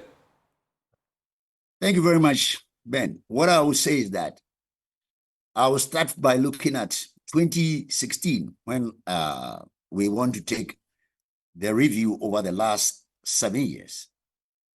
At least we haven't seen any considerable improvement in the living of Ghanaians. Rather, our condition have actually worsened. And if I want to talk about the debt, I mean, with all the DDEPs, now the debt is 600 million. Now we are begging the Europe people. You mean 600 billion? 610 billion, according to the governor. Yeah, you said million earlier. That's why I was just referencing that as billion. 610 billion. Exactly. Even with the DDEP. And now we're going on our knees, begging the Euro people to give us a physical space. And It is nothing to write home about in the country. I mean, if you want me to speak about the economy, the poverty. I mean, if you check the World Bank level of poverty, they said poverty has increased from 21% and is going to go to 34% in the year 2025. This is a World Bank report. I'm quoting the World Bank. So you're talking about poverty. You're talking about power, intermittent power fluctuation. And if I tell you how I have suffered ever since I came back, I traveled out and I came back. I have my fridge destroyed by this power. But you see, in a jurisdiction where you have no business of getting them to do the right thing, you report to the PURC, what do? I mean, in another jurisdiction, when you prepaid for something, you're supposed to have it 24/7. Unfortunately, you hear people come in there talking English, speaking semantics, but the actual issue is not being dealt with. The reason why I'm saying it has not been dealt with the energy. In 2020, I think 2021, the World Bank said that if we don't deal with our energy problem, we're going to have crisis. Instead of we taking an ad hoc measures, we continue to have debt overhang from the energy sector. And I predicted about one month ago at one of my lectures, I said that we're going to see a worse electricity outages than we saw in Dumso. Unfortunately, within 3 months, within 1 month, this thing has been happening because we are not tackling it headlong. We have technical losses, transmission losses, all equipment, all these things have not been replaced. But all that you hear people talking about revenue generation, let me tell you, those countries that transmit power, every 4 years, 5 years, you have to change all the overhead cables. Otherwise, we are losing close to 30% transmission. We are losing, check your record. So when they say they have produced 100 whatever megawatts, we're not going to get 101. We're going to get about 70. And all these things, they price it in for a consumer to pay. And it can only happen, and I want to say this, it can only happen in this part of our world where you have regulators not regulating. You have regulators who will sit down for almost 2 months and then they will come to say, write this, do that. I mean, in which jurisdiction? So Ben, if you give me opportunity to talk about the State of Nation address, I'm not going to give you anything better. And it's not going to get better. Let me predict, it's not going to get better for the next maybe 4 years, because the debt overhang of the energy must be treated with alacrity and speed. Rather than ad hoc, set a committee, give 444 million to this and that. The problem is not so much of that.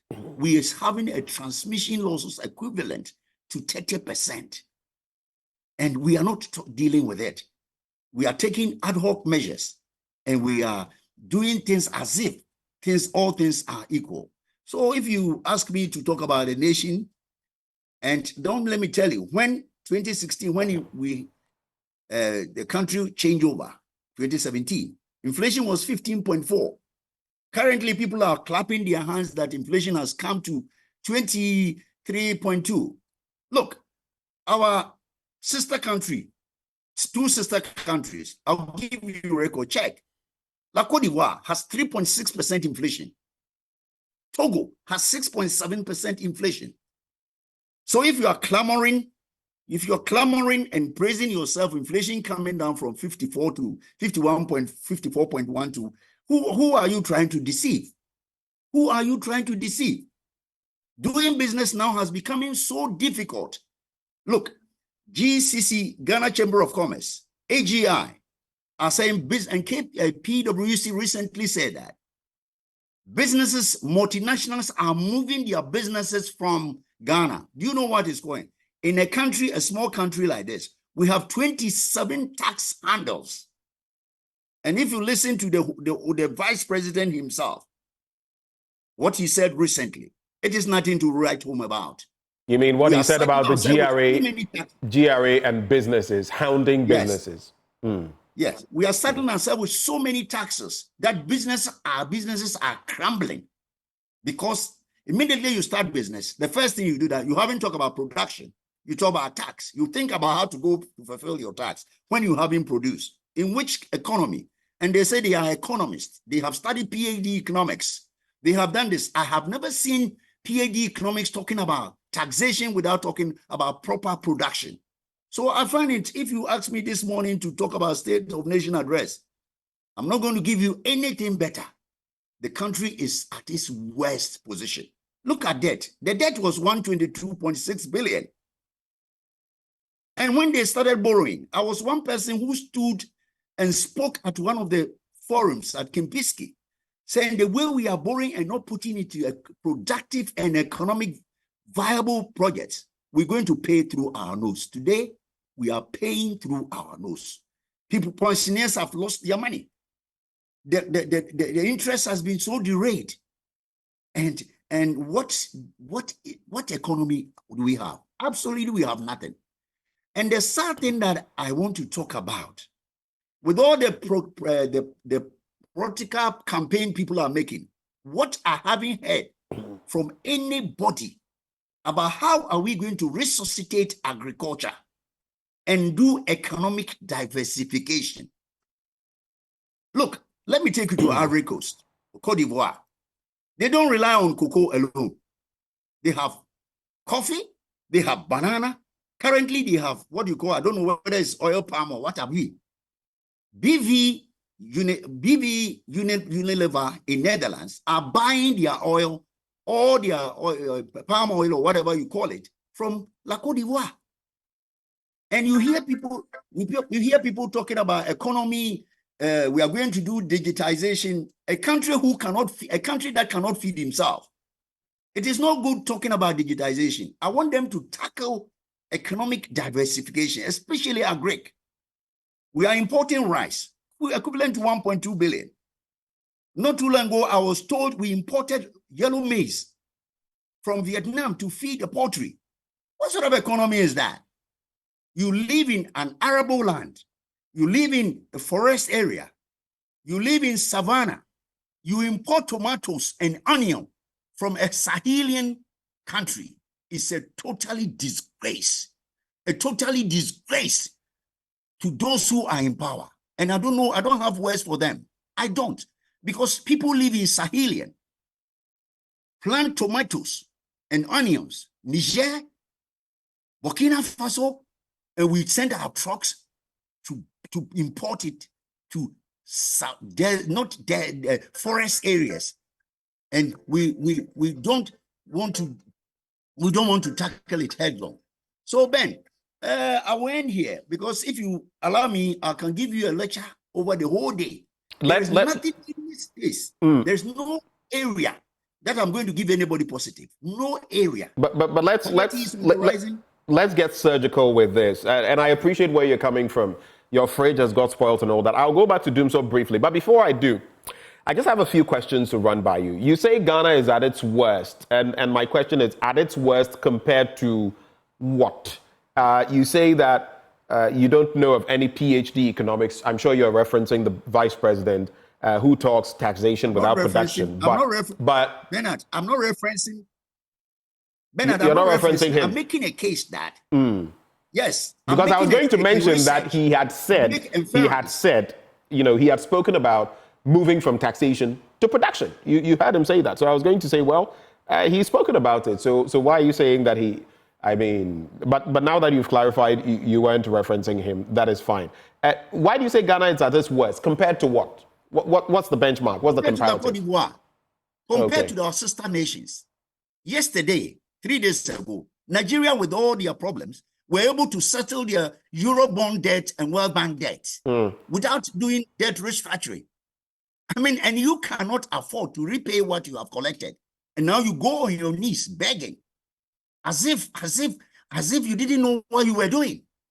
So if I say I do comparative studies, I'm even talking about our brothers in Nigeria who our economy is not better, but they managed recently to settle some of their debt without rescheduling it, without doing debt exchange, without rescheduling it and doing it and going on your knees. Ghana wasn't like this. Ghana wasn't like that. So when I say comparison, I'm even looking at your next neighbor, Cote d'Ivoire. You saw what infrastructure they put up for their what do you call the games? I've forgotten the name of the games. The African Games. You could see the type of standard of stadiums put up. And when you have yours, you go to Cape Coast and play, and the power goes off. Oh, so you're referencing, right. You're referencing the AFCON versus the African Games recently, right? But I also, you made this point, and I noted it down. You spoke about digitization and everything, and that we need better. I mean, on the back of the one student, one tablet policy, for example, some people have said you can't even feed the students, and you are talking of giving them laptops. But digitization leads to digitalization, which is where you monetize the digital space. Is it wrong that we're going in that direction? Ben, thank you very much. My worry is that tackle the economic diversification first. Seek ye first all the kingdom of God, and all things shall be added to it. And a country where you cannot feed yourself, a country where you cannot even produce. Now look at cocoa. As I speak to you, yesterday, cocoa price was 9,000 tons. Yeah. 9,000 US dollars per ton. Yeah, can you believe it? And we are even cocoa is now more expensive than copper. That is what I'm saying. Yeah. And we cannot even produce even 500,000 tons. In 2 years ago, I traveled to my farm. My farm in Kasemo, Kwamu Krom. When I came back at one of your sister stations, I predicted that Ghana will drop as low as 300,000 metric tons. One of the people who call themselves political PROs challenged me, and I gave him the reason why. If you don't invest where your strength is, there's no way. Even with the El Nino weather, if we have taken concrete measures to invest very well since 2017, at least we'll be harvesting no less than 600,000 metric tons, irrespective of the El Nino weather. But you see, we would prefer to politicize it instead of looking at the farmers on the ground, supporting them. Ben, I went to the place. Let me tell you the sad story. In 2008, the then President Kufuor created feeder roads to all farms in Kasem, Kwame Krom. So, and the Confidor, they give them Confidor to spray the cocoa. Right. And my mother's farm, which it is my farm now, when I visited them in 2022, there are no roads. So when they harvest the cocoa, they carry it at their back and bring it 6, 10, 15 kilometers to Nkasem. And there were no abobo yard to carry it. When they went to the farm, they give them one Confidor instead of a full 15 package of Confidor. So when I came back, one of your sister stations called me, and I predicted that once we haven't made concrete effort to support cocoa industry, we are not going to benefit from it. And lo and behold, I am not a prophet of a doom. I am a Jeremiah prophet who speak the truth in the midst of falsehood and lies. Somebody at Cocoa Board, I won't mention his name, he called the station. Do you know that immediately I left the place and spoke on the radio like your program? The next day they went to reconstruct the road. The people called me and said, hey, since you came in, the road has been, why do you have me to speak on radio first before you go and construct the road? Put your mouth, put your investment where you can repeat. Cocoa, even if cocoa alone was able to give us 500,000. And I'll talk to you about one thing that I think I'll share with everybody on this panel program. There's one thing that we have done to ourselves, and I'm disclosing it to you, and I hope people will listen to it. In 2019, Ghana passed a Payment Service Act, which deregulated remittances, and it hurts me. At that time, we were making over 3 billion remittances, inward remittances. Right. And then they passed the law, brought in fintechs and some of these telecodes. And yesterday I read, because of your program, I read one of the telecoms financial statement for who they have declared dividend. And in it, I saw international remittances as part of the service. The question I want to put to the governor and all the people, where is the foreign exchange component of the remittances? Where is the foreign component of those remittances? It is being withheld by some companies. The only people who have to submit returns is the 23 authorized dealer banks. The other but 14, they have withheld the foreign. Anybody can go to me anywhere because I have done a research and I have published a paper in International Journal of Social Sciences, published in February. How do you remittances of 4.7 billion in 2022? We only captured 22.1. Where is the balance? Where is the balance? Why wouldn't the city run? Why wouldn't the city depreciate? Why the city wouldn't run like Usain Bolt?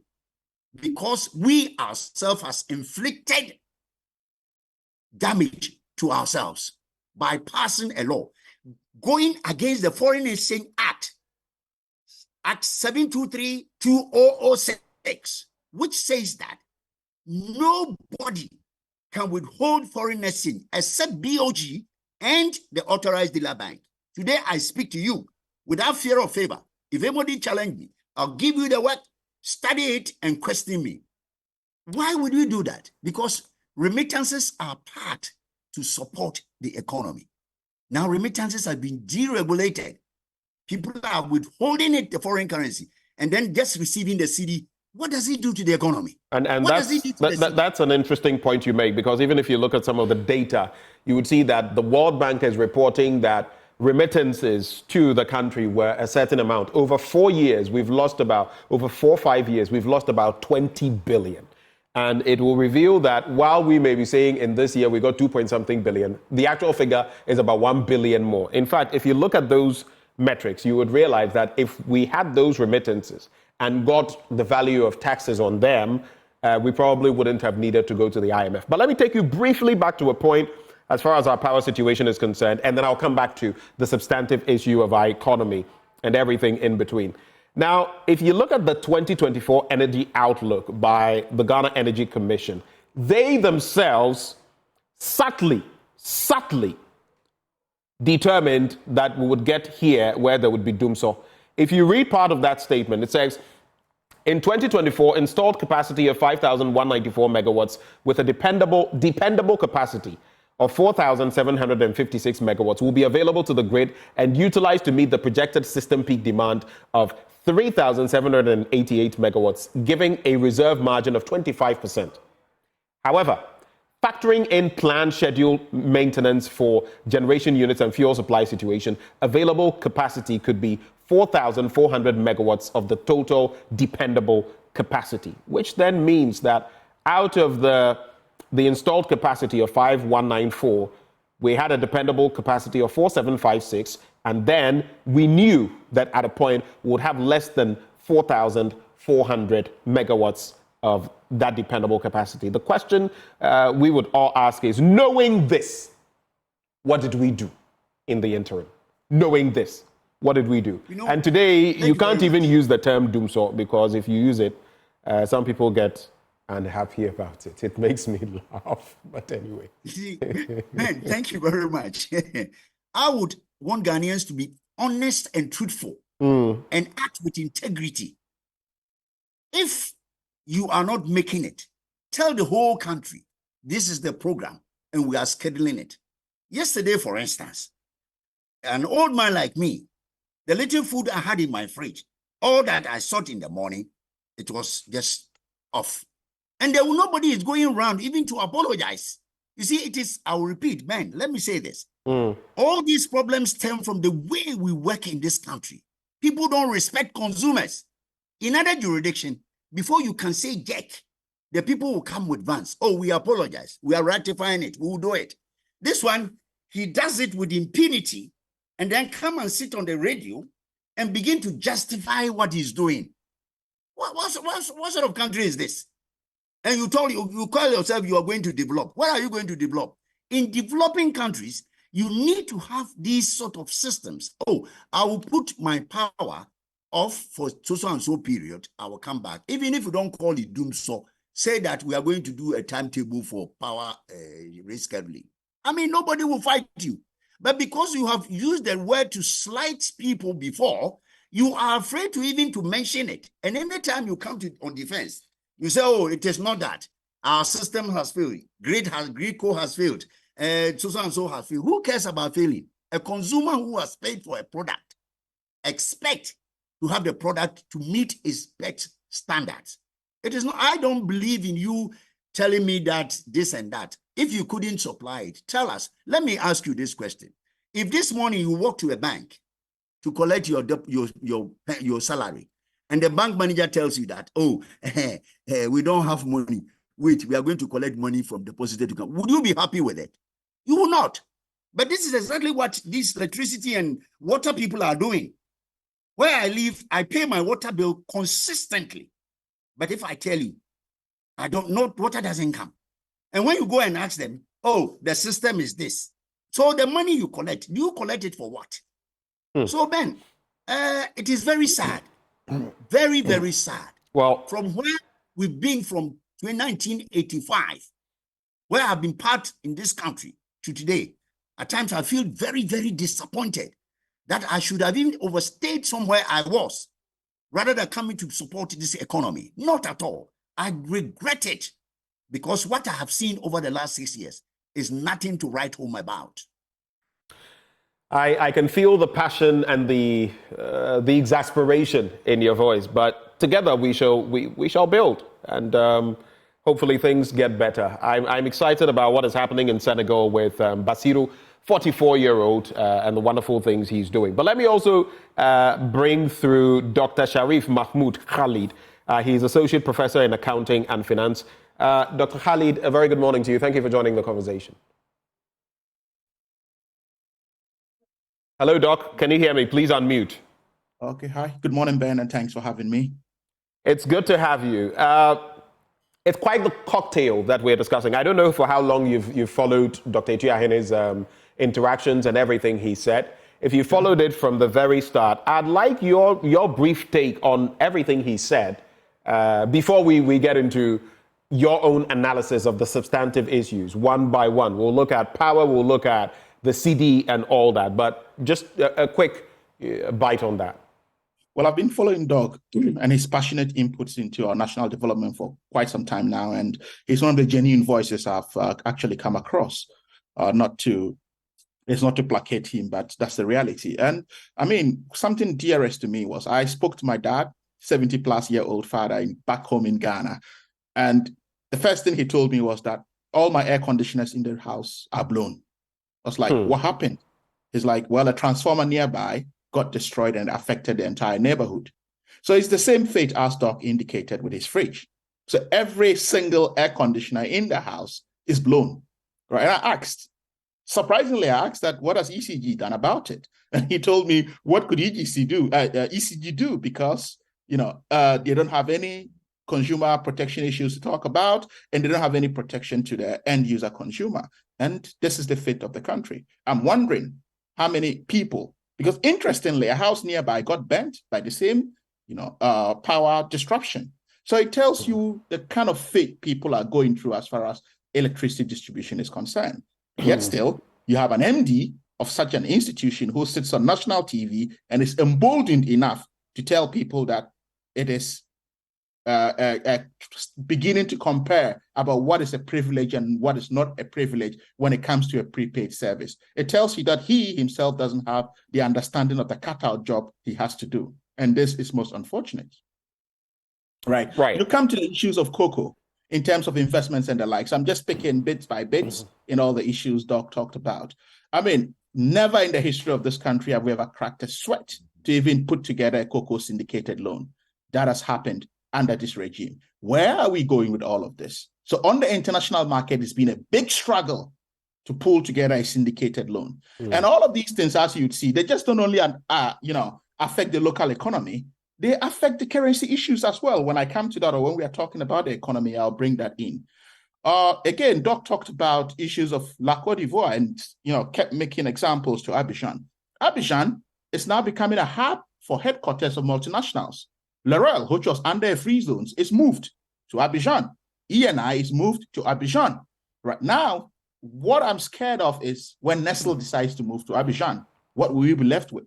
So these are happenings around our landscape, or economic landscape and corporate landscape, that we are not paying attention to, but rather bogged down with the politics. But it is the reality. I mean, you have Togo with its port system, and already it has taken a chunk of our businesses. I know of Ghanaian businesses that have moved there so that they can benefit from the free port. Now, if the situation, and every business is rational, they are rational business people. These multinational corporations. Let's juxtapose it with the position of the vice president recently on taxation again, right. which they touched. He's bastardizing state institutions that generate taxes for the people. In any case, tax is a psychological issue, right? It is a behavioral issue.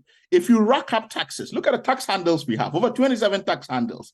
What happened is that given the behavioral nature of taxation, when you have loads of taxes being heaped on the individual consumer or an individual entrepreneur, evasion happens because they wouldn't want to pay the right. So when this happens and you turn around to say that, a state institution that is mandated to collect taxes is harassing taxpayers, then that becomes problematic. Then your best solution to that is tax amnesty. And I really wondered, within the context within which he put it, whether he indeed understands what tax amnesty indeed is. Because I was about to get to that, because he's saying that, and he's saying that it will be a clean slate. We will start afresh. That's what he said. Tax amnesty is meant for, it's a revenue strategy, actually. So how does it become a clean slate? And in any case, the downside to tax amnesty is that those compliant, right, taxpayers also become recalcitrant because they feel that, okay, well, if people could be given tax amnesty, let me also wait, I could be given tax amnesty. So what happens is that it demoralizes the tax base, and payment becomes an issue and revenue generation becomes an issue. So I don't know how ill-advised he was. And the choice of words and fora, for me, I think that, again, was not very prudent. You don't go before the commerce industry, right? The very institution or pivotal a chamber that generates tax or revenue for the people, and start to tell them that they are being attacked by revenue collectors. I think that was most unfortunate. In any case, right. In any case, who heaped up the taxes? Right. Look at importation today. So on the back of that, the Importers and Exporters Association of Ghana has said it will not fall for the shenanigans, as it calls it, of the vice president in this latest debate about saying the Ghana Revenue Authority is harassing businesses, and saying that for 7 years, what have they done? That's the question. But on the bit about power, right? Yep. I have Susan sending me a message. She says, I had to buy a new motor and fan for my fridge and freezer. They are just 3 years old. Why are ECG not being held accountable? I know someone else who very recently also had to. In fact, she told me that the repairer, the refrigerator repairer, had told them, you have two options. You can fix the freezer. It will cost you north of 2,500 cedis. Now, it would, and I cannot guarantee that it will last that long. So it may be better to just purchase a new one. And you know the cost of a brand new freezer. So these are circumstances. My fridge, nowadays, it sounds funny. There's a funny sound emanating from my fridge that I've used for years. All of a sudden, it's not sounding like it usually would. But then, even when you consider all of this, what would you say, how would you say this is impacting business? Especially when you consider the Cedi and its slump over time, 10% just in this year, the January-February window, 6.8% or so. How much damage is that doing to us? Well, a lot of damage, because as you could see, and now part of the economy, we deal a lot with Forex, and Forex plays an integral role. That's most unfortunate, though, right? As you'd see from the news item, the central bank is already trying to get some Forex to the OMCs to get onto the market and all of that. So all of these issues happening, you realize that business, walk into these days, people, if you even realize where businesses are impacted, no one is going for Samsung products, right? People are going for products of subsidiaries of Samsung that are less cheaper, which is media and NASCO. So it tells you the impact it has on consumers because purchasing power has actually reduced because Samsung used to be the go-to product. Right. So what it means is that Samsung in and of itself, or key distributors of Samsung, will not be bringing. But I would have to avoid. Let's not bring in the brand names and all of that because. Well, I mean, I'm just doing that within the context of an economic exercise. Right. Right. I haven't bastardized any institution. What I'm saying is, will you go for a NASCO or a Samsung or a media? That's the reality on the ground. This doesn't affect their business in any way. Right. Yeah. So this is just to give a classic example and let consumers relate to what they are doing and what is happening to them and what the economy has resorted them to do. Because as I indicate with the issue of the AC, the example, if I were to go back on the market to buy ACs myself, personally, I'm going to go for a media or a NASCO because Samsungs are way on the high side and because purchasing power has actually reduced. And this is what it is done to the economy because you're asking me to actually break down the impact on the economy and the consumer. And these are relatable examples. But who is in the market buying a refrigerator or an air conditioner or any product or electrical product. It behoves, well, it is up to the consumer. There are still those with the purchasing power who will go for the Samsungs and the others. So we'll leave those. And within a public office, you would go for that. Right. Yeah. Just for those who are watching, I noticed that I think connectivity issues and the feed has been truncated. So a lot of you have gone off, but you can reconnect because I think this feed has been ended and a new one will be started so that you can get on board. I always follow, so I can see that there are some challenges. Let me also come back to Dr. Atuahene. So especially on the bit about the slump of the city. And I'm addressing this to Dr. Atuahene before I come back to you, Dr. Khalid. What can we expect in the coming weeks, months? Because we've got that latest tranche of $600 million from the IMF. We've got some others mopped up from the World Bank and other organizations. But it appears that within this window where the pharmaceutical setups, where importers and all of that, even when it comes to oil, they are going to need hard currency to import. It may take quite a slice out of what we have to fall on in terms of our foreign exchange. What impact will that have on Ghana's economy within the next foreseeable future? Ben, thank you very much once again on the trade balances. Ben, it is very, very sad. Even if you had a chance to read the governor's policy about this monetary policy and the outcomes on the foreign exchange, it doesn't look good. It doesn't look good because I have a data in front of me here. Clearly, all the areas that we were supposed to have benefited from, say, cocoa, we are actually going down. We're actually going down. And one thing that is very strange, which a lot of Ghanaians don't know, and which today I want Professor Salim know, I want to tell Ghanaians, they will tell you that gold gave us 1.2 billion for the first 2 months. Let me tell you, that is the total gold that has been exported. The surrender value to Bank of Ghana BOP is 156, not 1.2. Let people should get it clear. Last year they exported 6.2 billion. We only got about 900. 2 years ago, the total value was 6.6. We got 869 million, not even a billion. So when I saw the governor's statement, he mentioned gold. But the gold, the figure, I want to tell him that the gold figure is the total value of gold exported. But the surrender value to be Bank of Ghana was 156 million.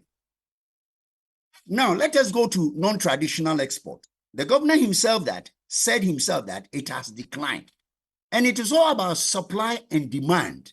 What you export. And don't forget, crude. If you export crude, you also import crude. So it squares itself off. So that one, the benefit is too marginal. What we rely on was the cocoa, the gold, the diamond, the bauxite. But they are not all making impact. So if you ask me, but the import, which is the foreign payments, are all on the rise. So if you ask me my candid opinion, the Cedi is not going to get better today. And I can tell you today, when MTN make a profit, they made a dividend. After paying the dividend tax, after paying the corporate dividend tax, 70% of the dividend will be remitted to where the head office is. And yesterday, the governor said that most banks are making profit. And I know the banks that are going to make profit because when governor changed the modalities of calculating DDEP, the first DDEP destroyed almost all the banks. But when he tweaked it in September and put the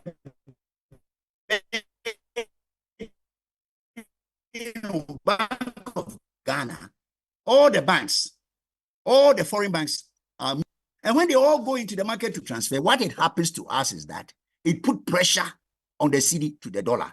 For the first, today up to June, I'm not a prophet of a doom. I won't be surprised that the Cedi to the dollar can go as far as 15, because this is the time that these banks and these institutions like MTN are going to remit. Unfortunately, when people talk about the 300 million, the amount of payment we make is so colossal, bigger than whatever you've gotten from IMF. If you have sat in the International Trade Department, as I have done, and done treasury also in a bank in Ghana, the demand for foreign exchange, for drugs, for spare parts, for rice, for meat, for poultry feed is so high that we are not going to meet it, and the Cedi is not going to get better. The only consolation that we have gotten from it is that we are not paying our bills, like we are not paying the foreign bonds and foreign debt. They have postponed it. If they were be paying it, and my brother, today, the Cedi would have gone to about 18 or 20, because we are not producing enough, exporting enough to support the currency. And where we had the strength, like using remittances, we have also deregulated it. And you said in your speech that it is about 20 billion for the last 5 years. Divide it even by 5. We would have saved 2 billion a year. And the 2 billion would have transcended to support the Cedi. Unfortunately, the Cedi has no bright future. I'm saying it. When the government took over, the Cedi was 4.1. Today, we are talking about 13. And we didn't invest in areas where, like in the agric, poultry, maize, rice, that would have helped us to do what import substitution, so that we could have preserved the foreign exchange. So my brother, the problem is that we have created our own problem. And the end is not going to be from IMF, and it's not going to be from World Bank. Because the amount of money you're getting, if you look at the analysis they did, how much you need for the balance of payment over the next 5 years. This year, we are talking about 4.5 billion. We're talking about 4.5 billion. And that would translate it into the depreciation of the currency. Right. And that would mean that this currency as we have is not going to get better, because we don't have what it takes. The supply is not there, but the demand is there. And it is as simple. It is just between supply and demand. Right. And if the demand is big, if the supply is bigger than the demand, it translated into the depreciation of the currency. Right. Before I take your final... let me finish. And don't forget, for what we have done to ourselves, foreign direct investment has also declined. In those days, foreign investment direct will come in to help us.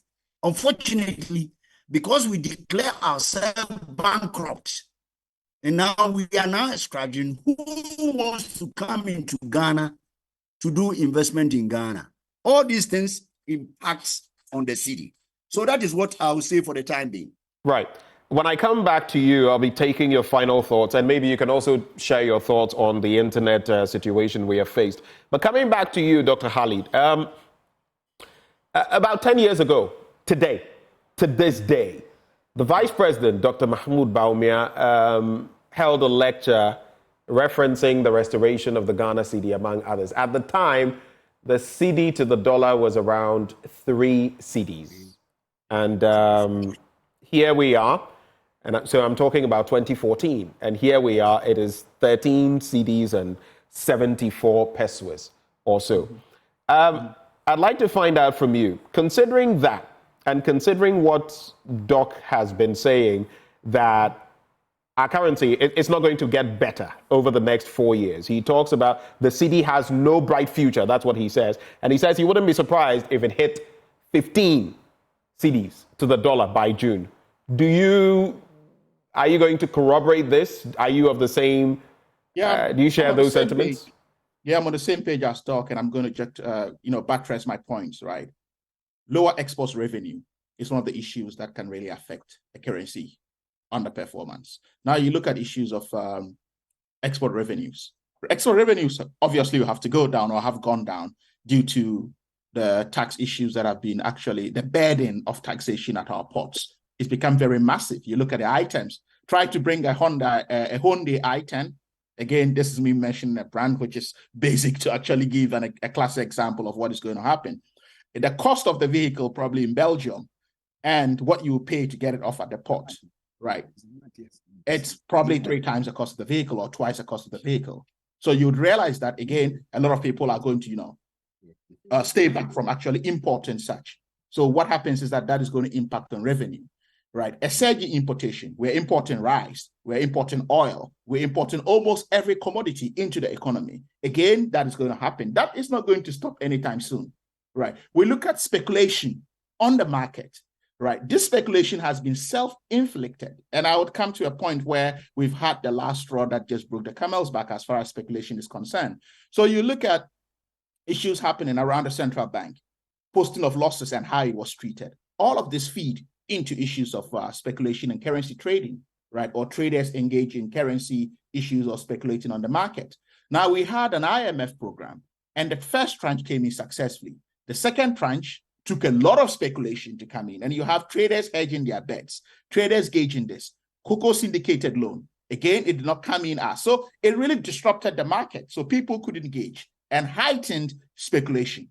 What happened last week? You had an IMF boss flying into the country on a weekend to engage with key stakeholders, i.e. the minister, the governors, and by the minister, I'm referring to the finance minister and the vice president or head of the economic management team.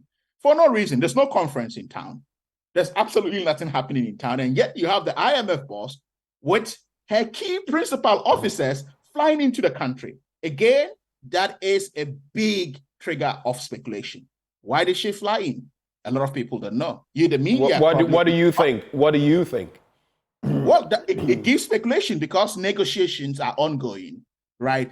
Bills are before the House that have economic implications, as they would say, right? So there's a lot of speculation that could. So if you and I are struggling as of now to actually hinge on one thing as the reason why an IMF boss will fly into the country on a weekend, more so on a Sunday, then that heightens issues of speculation. And that would invariably impact on the currency performance, right? So again, you look at central banks' interventions as well, right? And monetary policy issues. So you look at all of these things that have happened and they continue to happen and they haven't proven in and of itself that this is what we're doing locally to actually turn the economy around. Yet we turn around to say that the economy has turned a corner when we are in an overheated economy, right? And in an overheated economy, it ought to cool off, as I've always said, before it can turn a corner.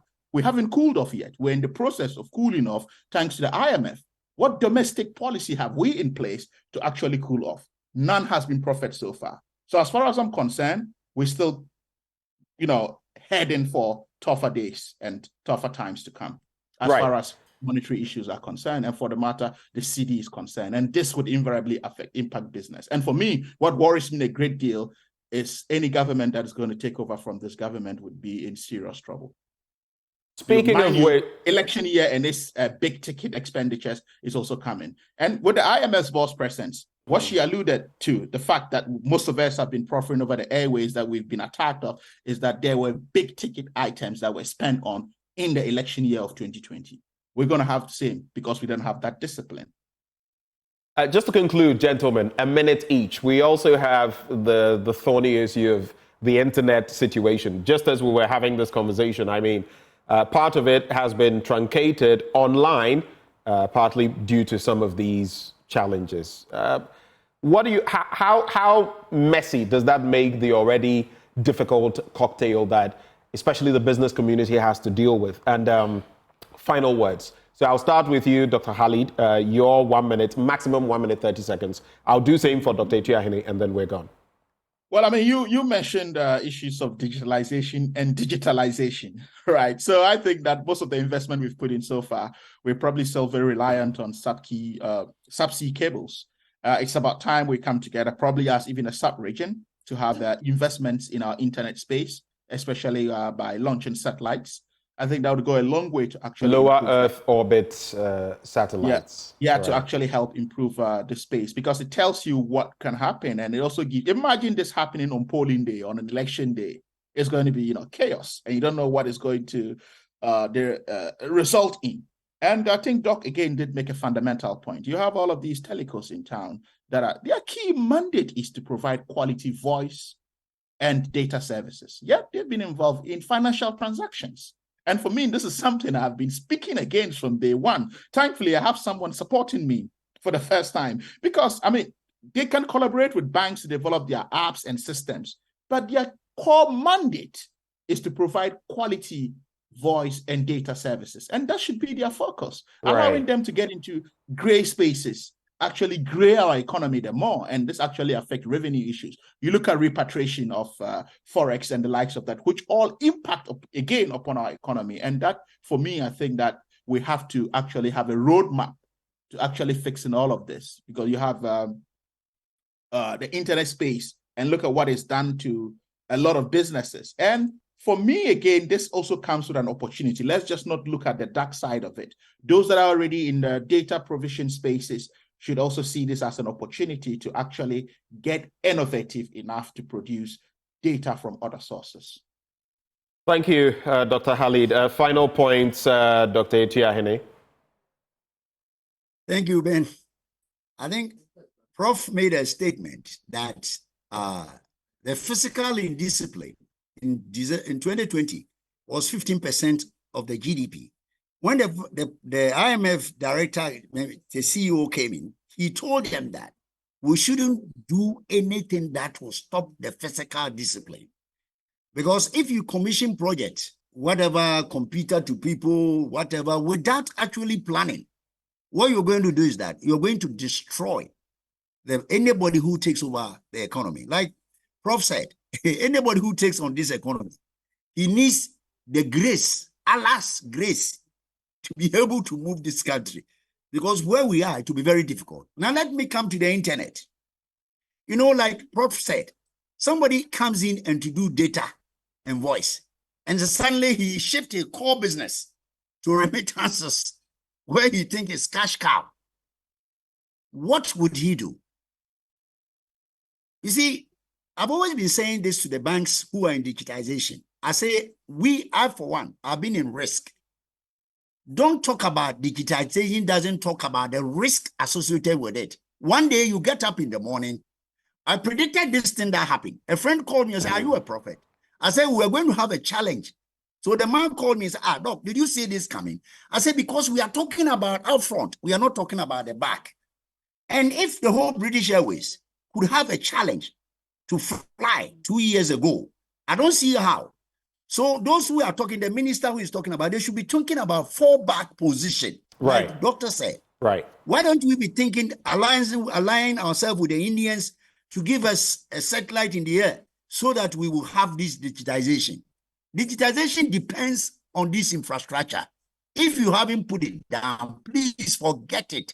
It's an English semantics, because you need the structure, the substructures before you can put it on. So I plead with those who are talking about this and talk about that. They should look at this. Hello, Doc. Dr. Atuahene, can you hear me?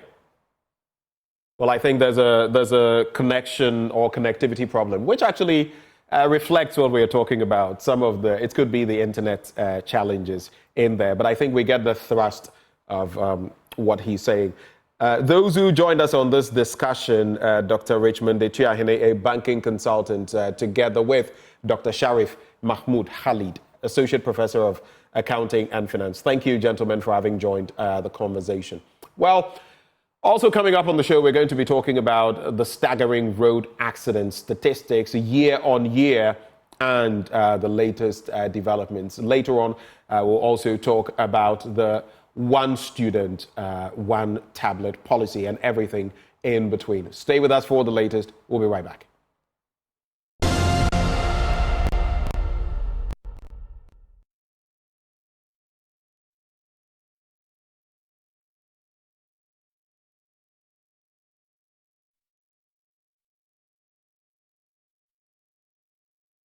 And we're back on your screens. This is still the AM show. It's time now for us to talk about the one student, one laptop or one tablet policy that the government of Ghana launched yesterday, dubbed the Ghana Smart Schools. Now, this policy seeks to leverage technology to make academic work easier in senior high schools. But there's been a number of concerns raised by public people, stakeholders, political party affiliates, and all that on whether this is the right time and what other issues there are to discuss on this topic. My guest for this conversation, James Kofi Annan, who's NDC parliamentary candidate for Ifutu. We'd also hear from Deputy Ranking Member on Parliament Education Committee, Dr. Clement Park, and President of the Ghana National Association of Teachers, Reverend Dr. Isaac Owusu. Let me start from the NDC parliamentary candidate, James Kofi Annan. We've heard you say you vented your spleen on this particular policy. Give me a sense of where your thoughts are on this one student, one tablet project. Okay, thank you, and I will say good morning to your viewers and listeners. I believe that ordinarily, if government is providing laptops for students, that should be a good news, and for us to embrace it. But unfortunately, this policy has not been thought through properly. It's an unsustainable populist policy that came with all the fanfares yesterday, and you could see that it was just basically to catch the headlines and make political capital out of the project, unfortunately. Now, we have about 700 secondary schools, that's senior high schools in this country. And each school has a number of students. You are doing 30 schools and giving them laptops. How many of the students in those 30 schools can you give laptops to? The question is, would everyone benefit from the laptop in those particular schools that you have selected? And with these days of mounting electricity bill on the schools where government owes over 45 million Ghana cedis of electricity bill, how are we planning to pay the electricity bills of those schools? But that is just a low-hanging fruit. That's just by the way. Let us look at the project holistically. When you have provided laptops for these few students, they go to the dormitories or they go home with the individual laptops. What becomes of the rest of the schools where you have not distributed laptops to the students and where they don't have laboratories, computer labs, or even where they have computer labs but do not have computers in those schools? My argument is that set up computer labs in all the schools, or retool the computer labs of the existing schools where the computer labs have their computers broken down. Distribute these laptops or computers to those schools so that all the children or all the students in the various schools will benefit equally. So that doesn't become like some students have, other students don't have. We all know. I mean, I have a school I'm running. I have a computer lab. There's a timetable attached to the computer lab. Each student has an opportunity to come and learn. That is what we were talking about. And my sister, I did not just speak to the media yesterday. It has taken me 3 months of going around 10 different regions, speaking to heads of senior high schools. I have sent you some of the evidence, the videos and the pictures. The heads of the various schools are saying that this project has come with lack of consultations with them, and that they have more pressing needs, that if the government had engaged them, they would have made input, and these computers would have come to benefit the schools more than they have done. You go to schools, and the very computer lab that the schools will be using to train the children is not completed. It's been an abandoned project. There are so many abandoned projects. I've sent you some of the pictures that were started by the NDC administration, and since they left office, it has not been completed. We have dining halls that have been abandoned. We have assembly halls that have been abandoned, libraries that have been abandoned, so many projects that have been abandoned. And yet, just because of scoring political points, you hurriedly go in for a loan and procure laptops and call them smart schools. Did you say they went in for a loan? Well, my reading is that the company that was contracted, KA Technologies, you mean? Yes, to purchase the computers went for a loan. I think they said $35 million loan or so. I may be wrong. You may correct me if my reading is wrong, because I read in one of your networks. And you procure these computers and gave it to a few people. Right. So what I am saying is that, yes, the student needs computers. They need to learn, because in this day and age, without computers, they cannot be, they cannot compete with other schools or other students elsewhere. So they need computers. But the question remains, have we gotten to a stage where we can provide each student with a laptop? And what about when the laptops break down? If the laptops are broken, are we going to replace them? What are the plans to replace those laptops? Or if the laptops are stolen, what are the plans to replace them? We are in operating secondary schools or senior high schools that are congested already. So these students taking the laptops to the congested dormitories. Have we thought through how water is going to pour on these computers? Or people are going to sit on other people's computers and get it broken? And how we are going to replace them? So this is a very flawed project right from the beginning. And I'm wondering and surprised why they call it smart schools. You're not giving the computers to the schools. You are giving the computers to the individual. Right. So you are not making the schools smart. You are trying to make the children smart. But in doing so, you failed. Mr. Kofi Annan, please hold for me. Let me bring in Dr. Clement Apak, who's the Deputy Ranking Member on Parliament's Education Committee in the conversation. Dr. Clement Apak, you've heard from Mr. Kofi Annan, and there's been a lot of issues raised about how teachers are currently on strike. There's talk about the quality of food that our senior high school students are eating, and even accommodation challenges among so many others. My question to you is this the right time to, jump on the bandwagon to follow in the fourth industrial revolution and distribute tablets to students? Is this what we really need in our education system right now? Well, let me say good morning to your good self, to my compatriots on the panel as well. I wish the minister was part of this conversation. Because quite honestly, the question you have posed to me is a question that should be directed to the minister. I am a member of the NDC in Parliament. And I issued a statement yesterday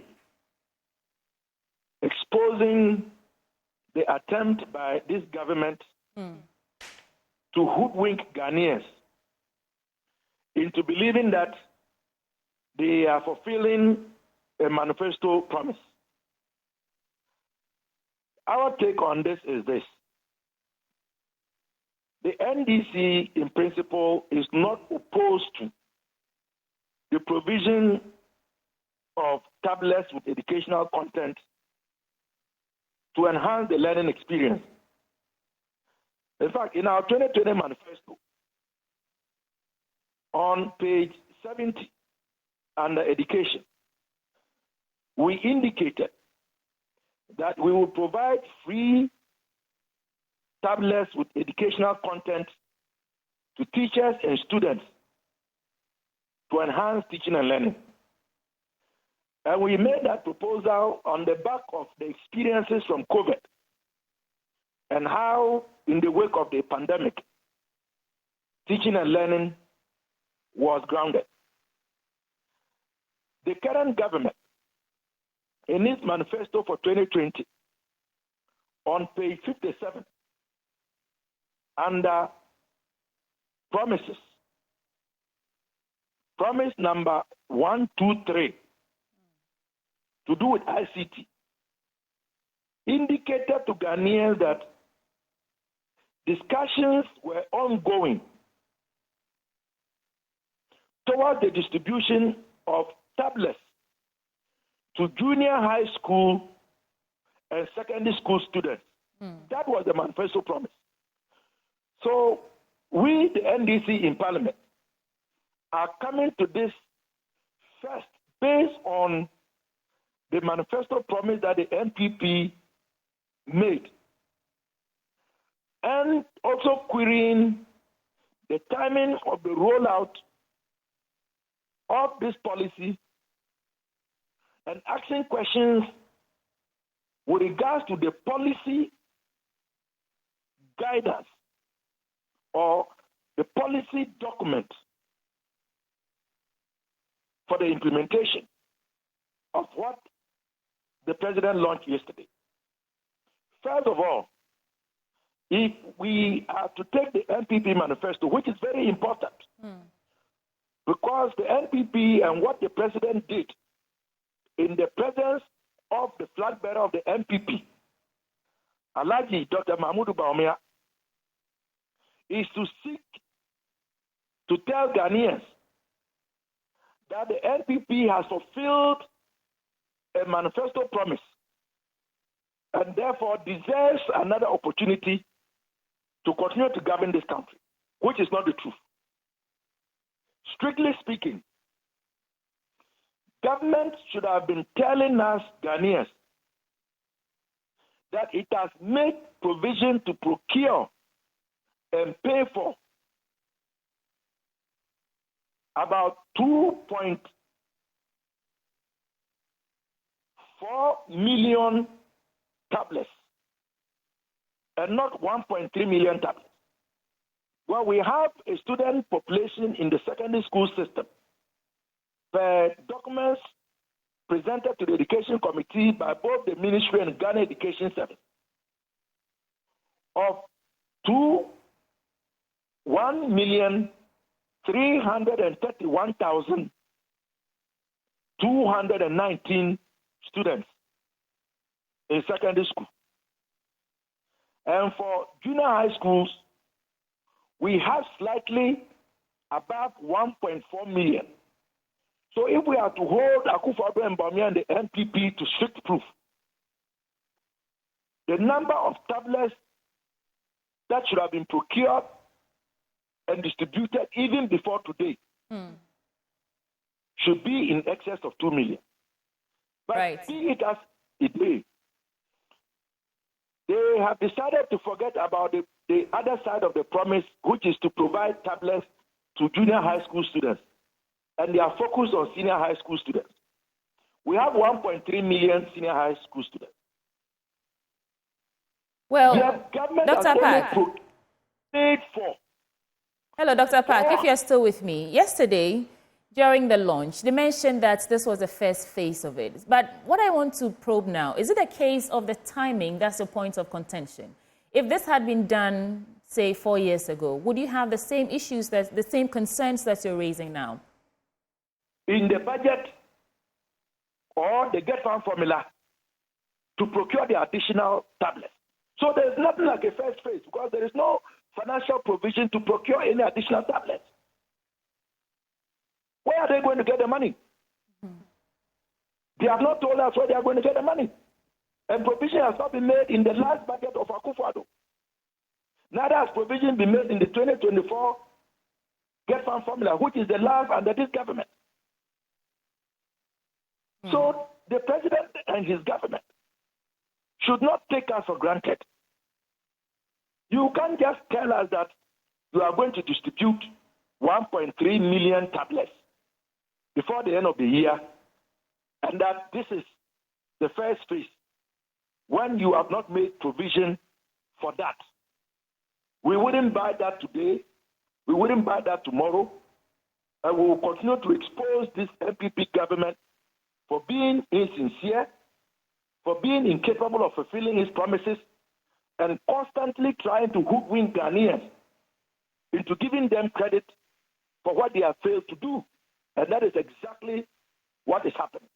Right. Look, my sister, even with the 450,000 pieces that have been procured and paid for through Get Fund, which comes to about 1.4 billion plus, when you add the 740 million we approved in the 2023 Get Farm formula as the first tranche of the payment for this 450,000 pieces, and you add this year's approved 747,500,000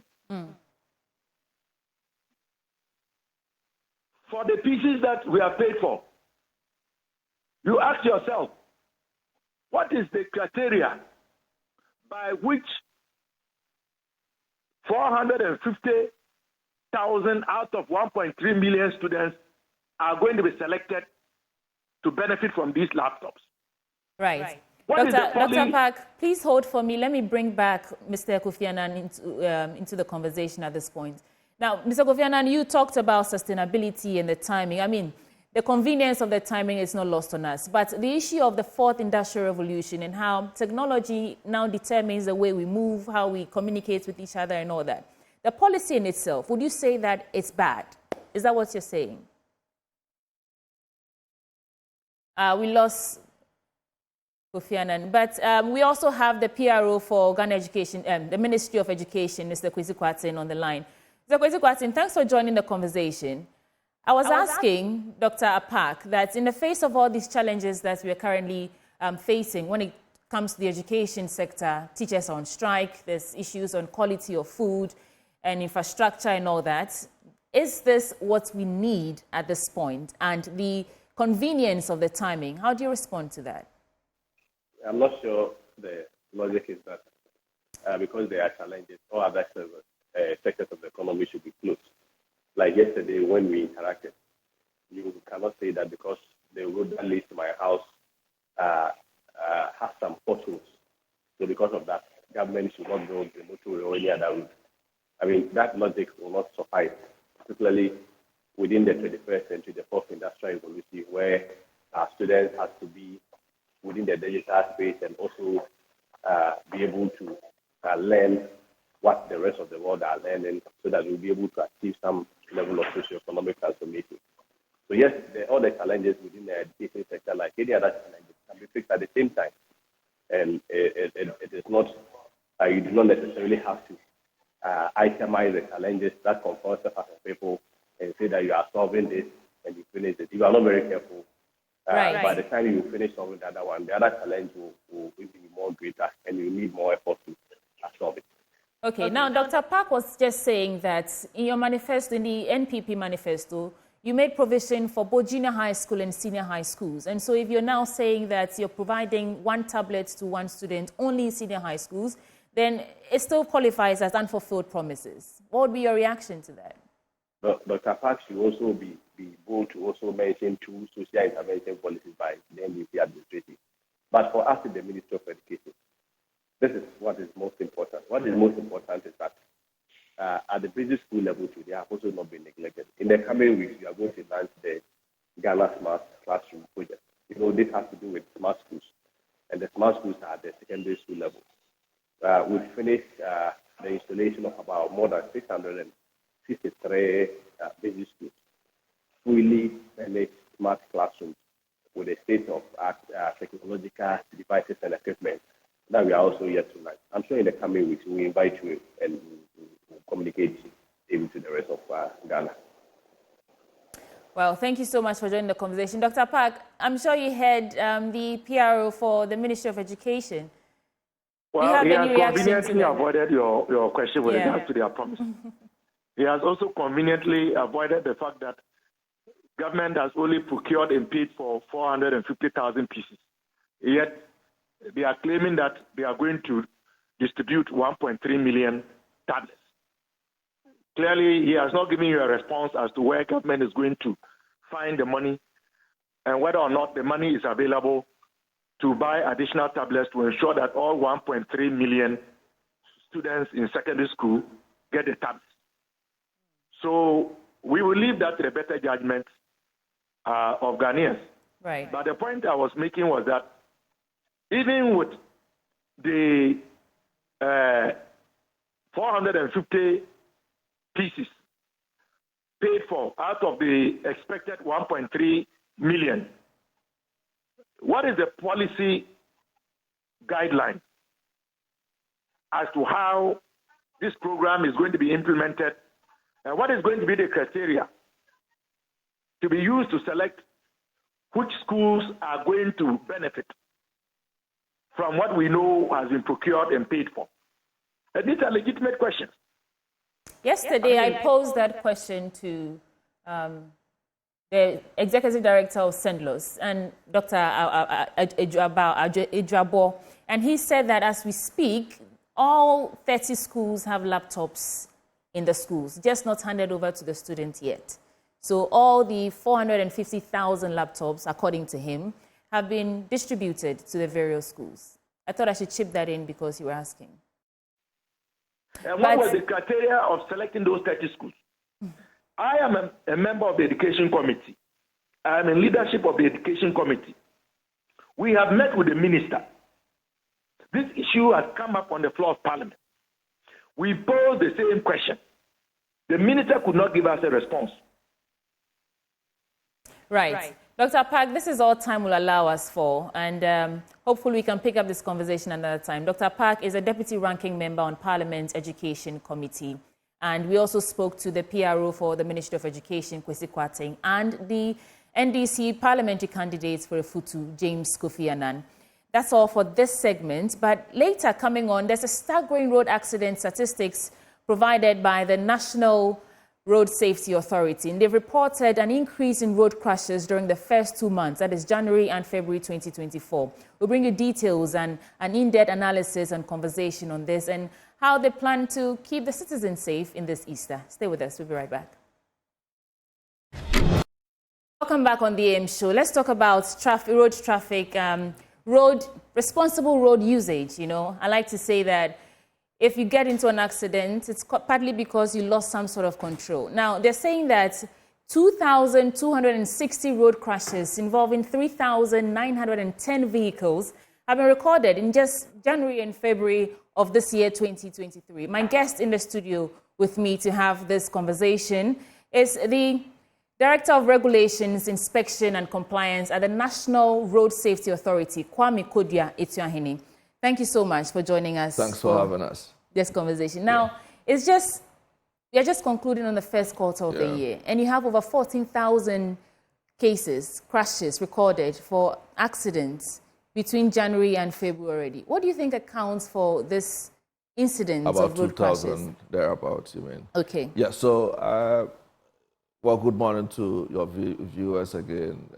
Usually, when you're coming out of the Christmas festivities, even though there's a lot of activities around Christmas and the New Year, sometimes the excesses travel a little bit beyond the season. It is 14,135 road traffic crashes. For the first for this year, 2024, January to February, a total? Very well, I have to validate that. Okay. Yes, but so this year appears to be one out of the ordinary, at least in the recent past, and we are equally concerned. If you look at the data closely from about 2022, thereabout, for the last 2 years consistently, there's been some improvement in the indicators. Nonetheless, for February and I believe early part of March, there's been one-off incidents involving some high occupancy vehicles, and it tends to put us on alert to try to pay closer attention in order not to lose focus on the key actions that were responsible for the relative stability over the last 2 years. So yes, the numbers tell the story. The story may not appear to be very exciting at the moment, but what is important is that we have the motivation to look very closely at the numbers and develop a strategy that might contain the situation. It is more important for us because historically, in every election year, the last 10, 20 years, it does appear that when we get into that frenzy, the numbers also begin to respond. And so even though January, February, we haven't had as much electioneering activities, I may not be able to also say that it has accounted for the rise. But if we're to speak to the trend, in election year, for whatever strange reasons, the numbers appear to be on the rise, and we are watching very closely, starting from Easter, to begin to exert some control on our activities. Okay, you said you monitor the numbers closely to develop strategies. Yes. And you've been monitoring the numbers for a while. What strategies are you currently implementing, or what campaigns are you running right now to ensure that excessive speeding, driving under the influence, and whatever accounts for these incidents? Yeah, so for the last 2-3 years, we've been running the Stay Alive campaign. That came on the heels of the Arrive Alive campaign. This year, we are focusing on speeds. In fact, when you look at the magnitude of the safety issues, the severity of the crashes, the number of fatalities, about 60% of it we trace to high speeds. So high occupancy vehicles using major corridors when they have the opportunity, they speed excessively, and if these practices lead to crashes, the impact is often severe. So we just launched the Stay Alive, the Stop Speeding Easter campaign on the back of our Christmas activation. And we still want to carry as many of us road users along the conversation of speed. That yes, if you have a good car, the road appears to be good, there is a tendency for you to get into those elements.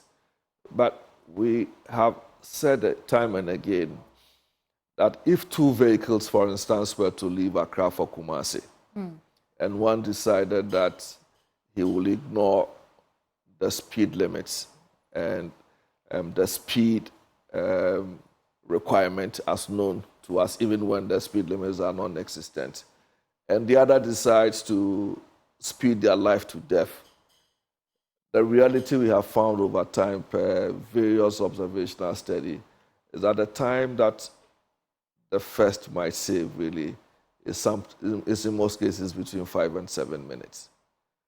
So that if you were to plan your journey very well, set off in good time, take into account the necessary breaks that you may have to consider along the journey, you would get to your destination in good time. So there's really no motivation to speed. But because the vehicles are designed sometimes to accommodate that part of us, we overlook the risk associated with it. and get into those conditions. So one, from our side, I think there's a lot we do as far as education is concerned. But we are beginning to complement that with some enforcement initiatives. So we are working with the police to deploy some of our handheld and unmanned cameras that may be on vehicles that would use these high risk corridors to try to detect, apprehend, and possibly prosecute during the season, building up to the busy end of the year, towards the end of the year as well. I like to think that people change for one of three reasons. Either they've had enough that they want to change, they face some sort of life-threatening situation that they want to change, or they already have an intrinsic and quenchable desire to change. So which is the case here? Because although you are educating the public, although you are doing your best, as far as you're concerned, to create the awareness that you should reduce speeding so that you arrive alive, like you say, what do you think is a challenge here, for which reason the numbers keep increasing despite the work that you're doing? Yeah, I think to refer to, from the work we have done and taking feedback, I think what we require to intensify as far as efforts are concerned is perhaps in the enforcement side of life. Yes, because I dare say that if we were to go out there and engage the public, the likelihood that they appreciate the consequences of speeding may be high. But where they do not have a sense of feeling on the consequence of their action, they are likely to go back to their bad ways. So two ways. One, from the everyday enforcement side, we are partnering with the police to detect those who speed and possibly lay the necessary sanctions that the law prescribes. The second is to try to exert control from the institutional standpoint. You know that the NRSA, as the regulatory body for the transport sector, have been having some conversations on how we can improve upon the service culture, service quality, and control issues.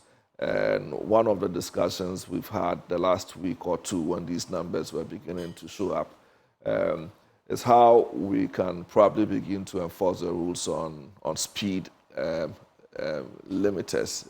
There's a part of our law which requires that these high occupancy vehicles that provide intercity services be limited in terms of their speed profile. It's been on the table for some time, but we are beginning to look at how we probably will enforce those regulations so that from the operator standpoint, even before the vehicles are permitted for use, at our level, we'll be able to preset the speed to a certain level, which the driver may be unable to drive beyond. That will be the first level of enforcement. Would that be for both commercial or private? From the data, from the summary of analysis of January, it appears private vehicle owners have the highest record when it comes to the types of vehicles involved in these road crashes. So would this implementation, this strategy be for both commercial or? No, that will be for commercial. Okay. But the strategy to deal with the private vehicles is what we're working with the police. Okay. There's a speed enforcement program. Are they really being enforced? Yes. You notice in recent times that we have, even though we call them surveillance cameras, they are beginning to bite in some form. But now we have vehicles that have cameras installed in them that may run the streets like any other vehicle, but they provide these special functionalities. You see, within the urban environments where most of these private vehicles operate, their speed limits. So even though they may not be on the motorway or typical N6 or N1 where they speed excessively, in urbanized environments, the impact of the speed may also create problems for pedestrian safety. So whilst we are dealing with the issues from the operator standpoint, we think that our partnership with the police and the use of these cameras may also put some check on private vehicle owners. All of this to complement the education we do together with the media. Because you brought up the police, do you think we have enough visibility of these MTTD officials? Last year, I remember the Ashanti Regional, what's his name? Mr. Ayata was saying that according to a directive by the IGP, these MTTD officials were being removed from the roads, and so there's no enough visibility on the road. Do we have enough visibility, and have they returned to the roads? Well, they haven't returned as much. Once in a while, when we have a coordinated enforcement activity, we work with them. They show up and return over the period. Would you say that their absence, in no small way, contributes to, because Ashanti region is the second highest, has the second highest record of road crashes. Would you say that the absence on these roads and their job being very pivotal in curtailing road accidents, would you say the absence is in no small way contributing to the rise in numbers? Yes, it's a bit contentious, the way you may want to look at it. I may answer yes or no. Yes, to the extent that when there is physical police presence on the highway, the tendency for all of us to behave improves. I mean, there's a natural improvement in the way we behave on the road. No, to the extent that when you look at the last year and two, where the IGP have had to take to this action, the numbers also show that there's been some improvement when the police are not physically present. So it makes it very difficult to be able to argue on which side of the coin. However, I think that whilst we take the effort, we make the effort to improve upon police enforcement using unmanned devices like camera and other strategies for busy periods like the Easter festivities, Christmas and the likes. It makes a lot of sense to deploy them so that when the festive seasons are over, they could go back and we deploy them sparingly as the need may be. So even though they have not been as visible as we used to see them, the reality is that on a regional basis, on a case-by-case basis, when there are coordinated enforcement activities, we engage with the police and we work closely with them. And that's been the culture the last few months. Okay. Let's see how that augurs for us going forward. We will talk about your campaign for this Easter, but I would like to know, what is the role of these Okada drivers, motorcycles and tricycles? Do they also contribute to the rise in numbers that we see? Yes, they do. But again, when you look at the data for last year, I don't have the fine details, but maybe speak generally to it. You see, in Accra, for instance, for some time, it was quite a headache that riders in Accra showed absolute disregard for the traffic signals at intersections.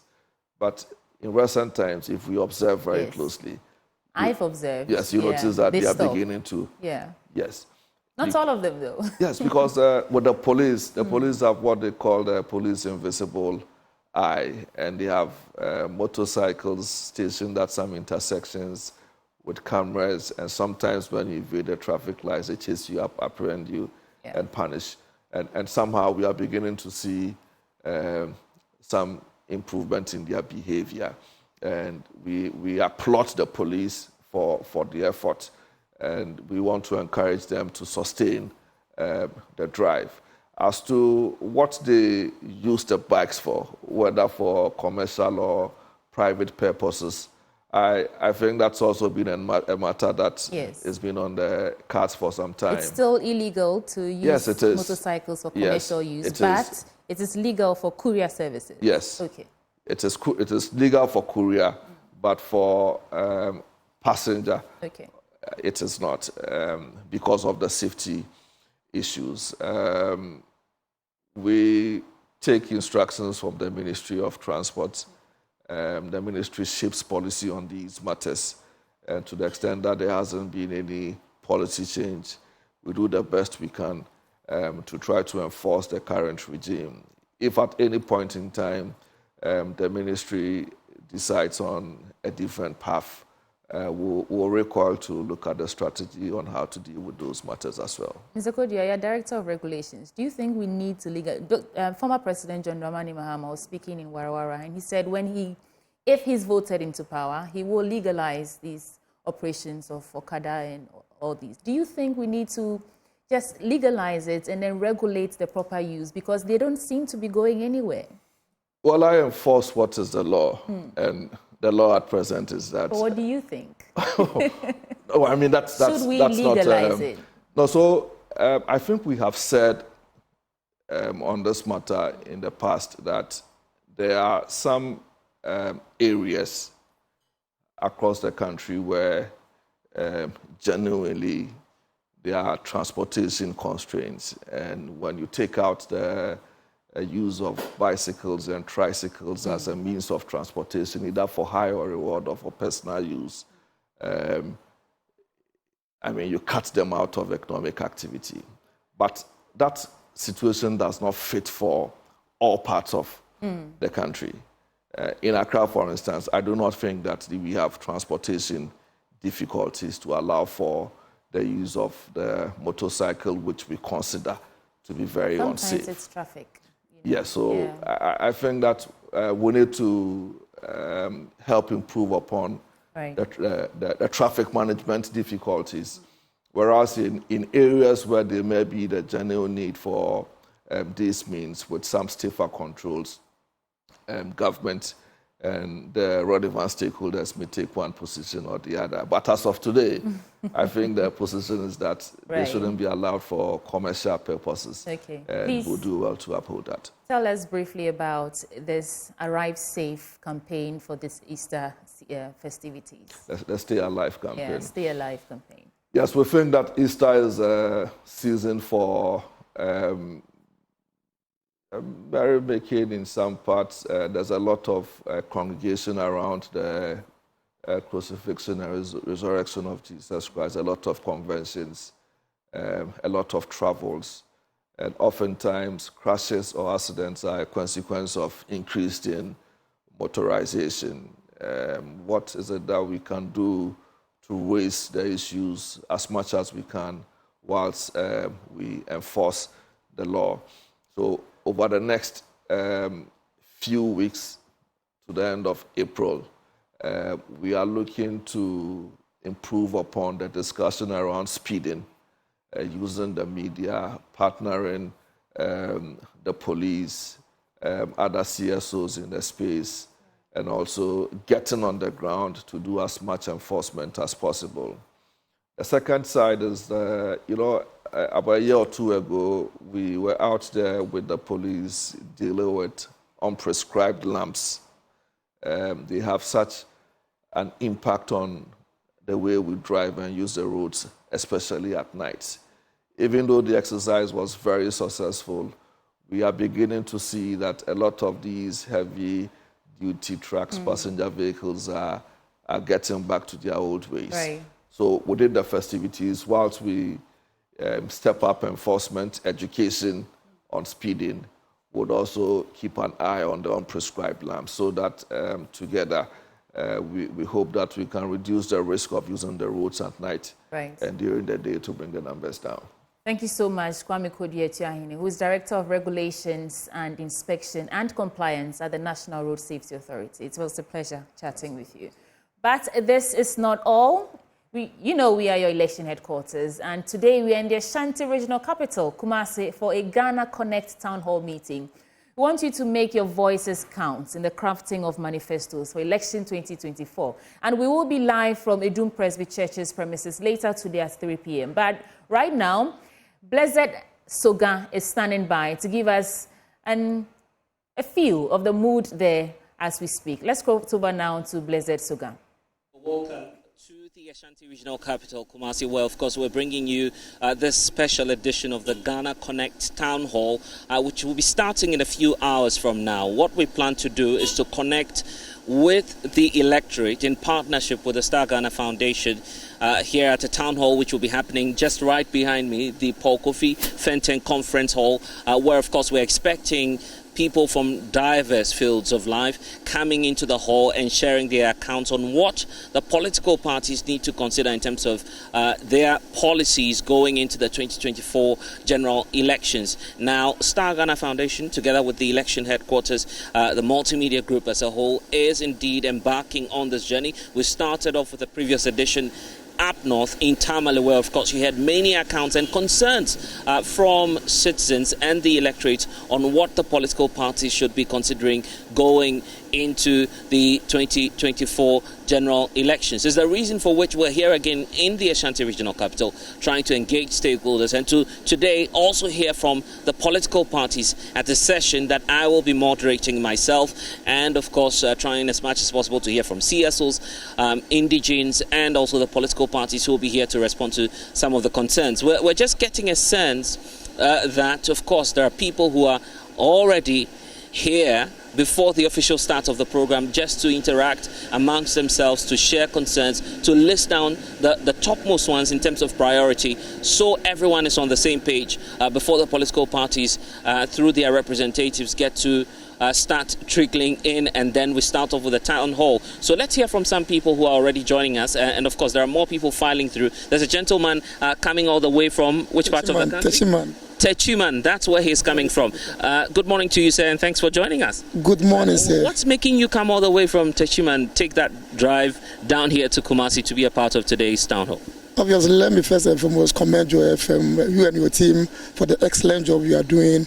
It's always an extraordinary privilege to be on this credible and excellent network. It's an opportunity.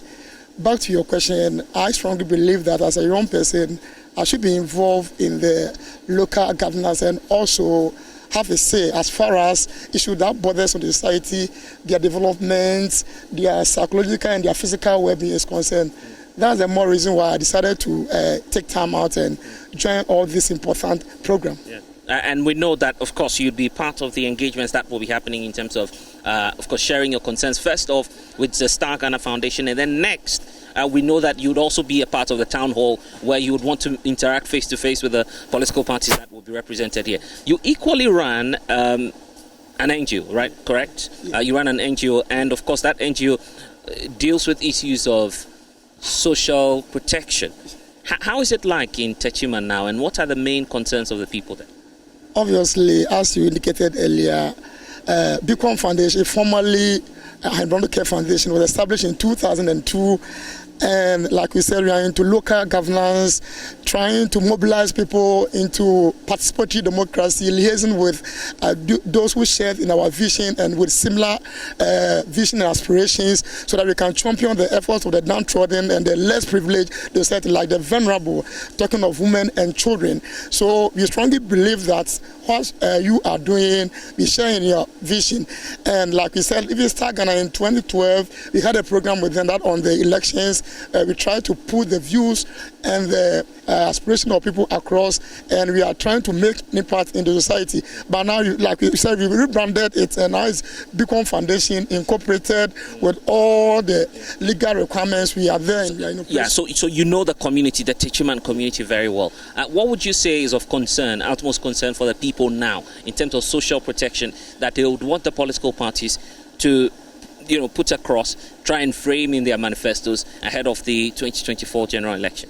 Obviously, Techiman, we all know most of them are into the non-formal sector. We can't talk about Techiman without talking about agriculture and also the markets.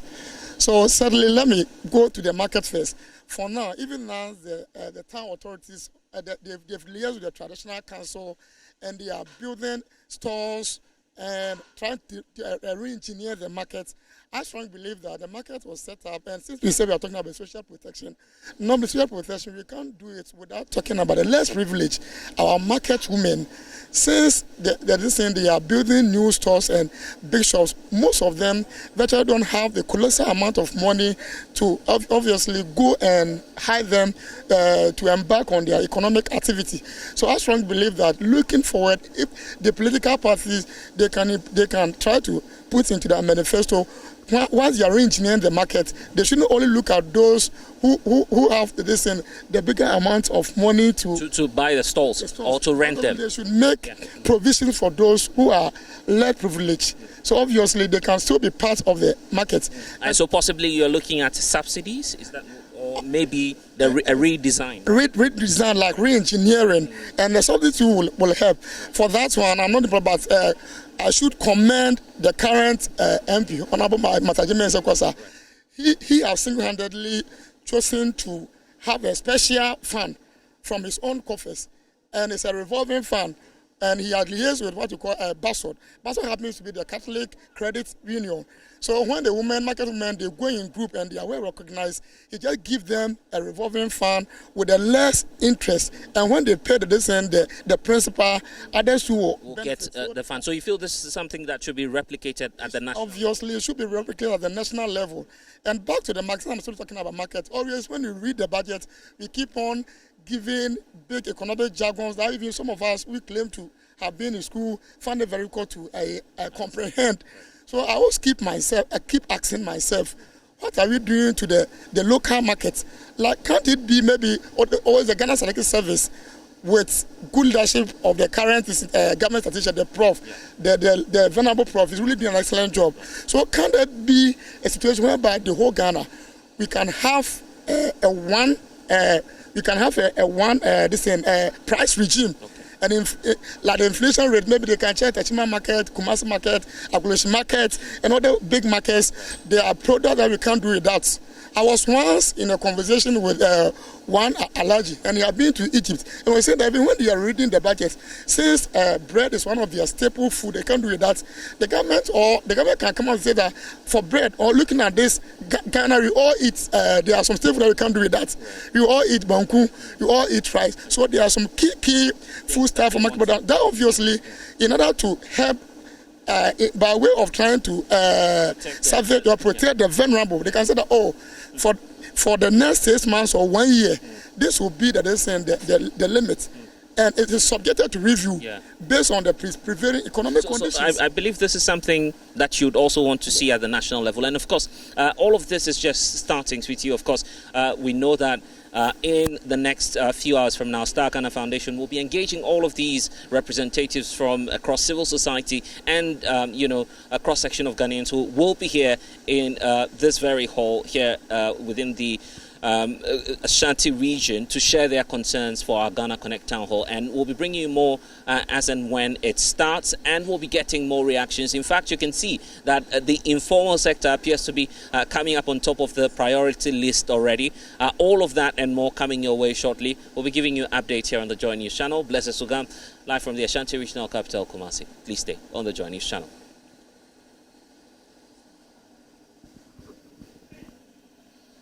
So there you have it, Ghana Connects Town Hall meeting. Last week we were in Tamale, and now we're in Kumasi, connecting government to the very grassroots, And while Blessed was interacting with the gentleman, I saw some persons with disability walking behind. It tells you that we're not leaving anyone out of the conversation. We know come to play. Yes. We're going to get incisive with all of these discussions, but that's how we're going to have to sew it all up on the AM show. But of course, tomorrow we promise a lot more of action. But right now we have a certain, should I reveal my nickname for her? Okay. Should I? Yes.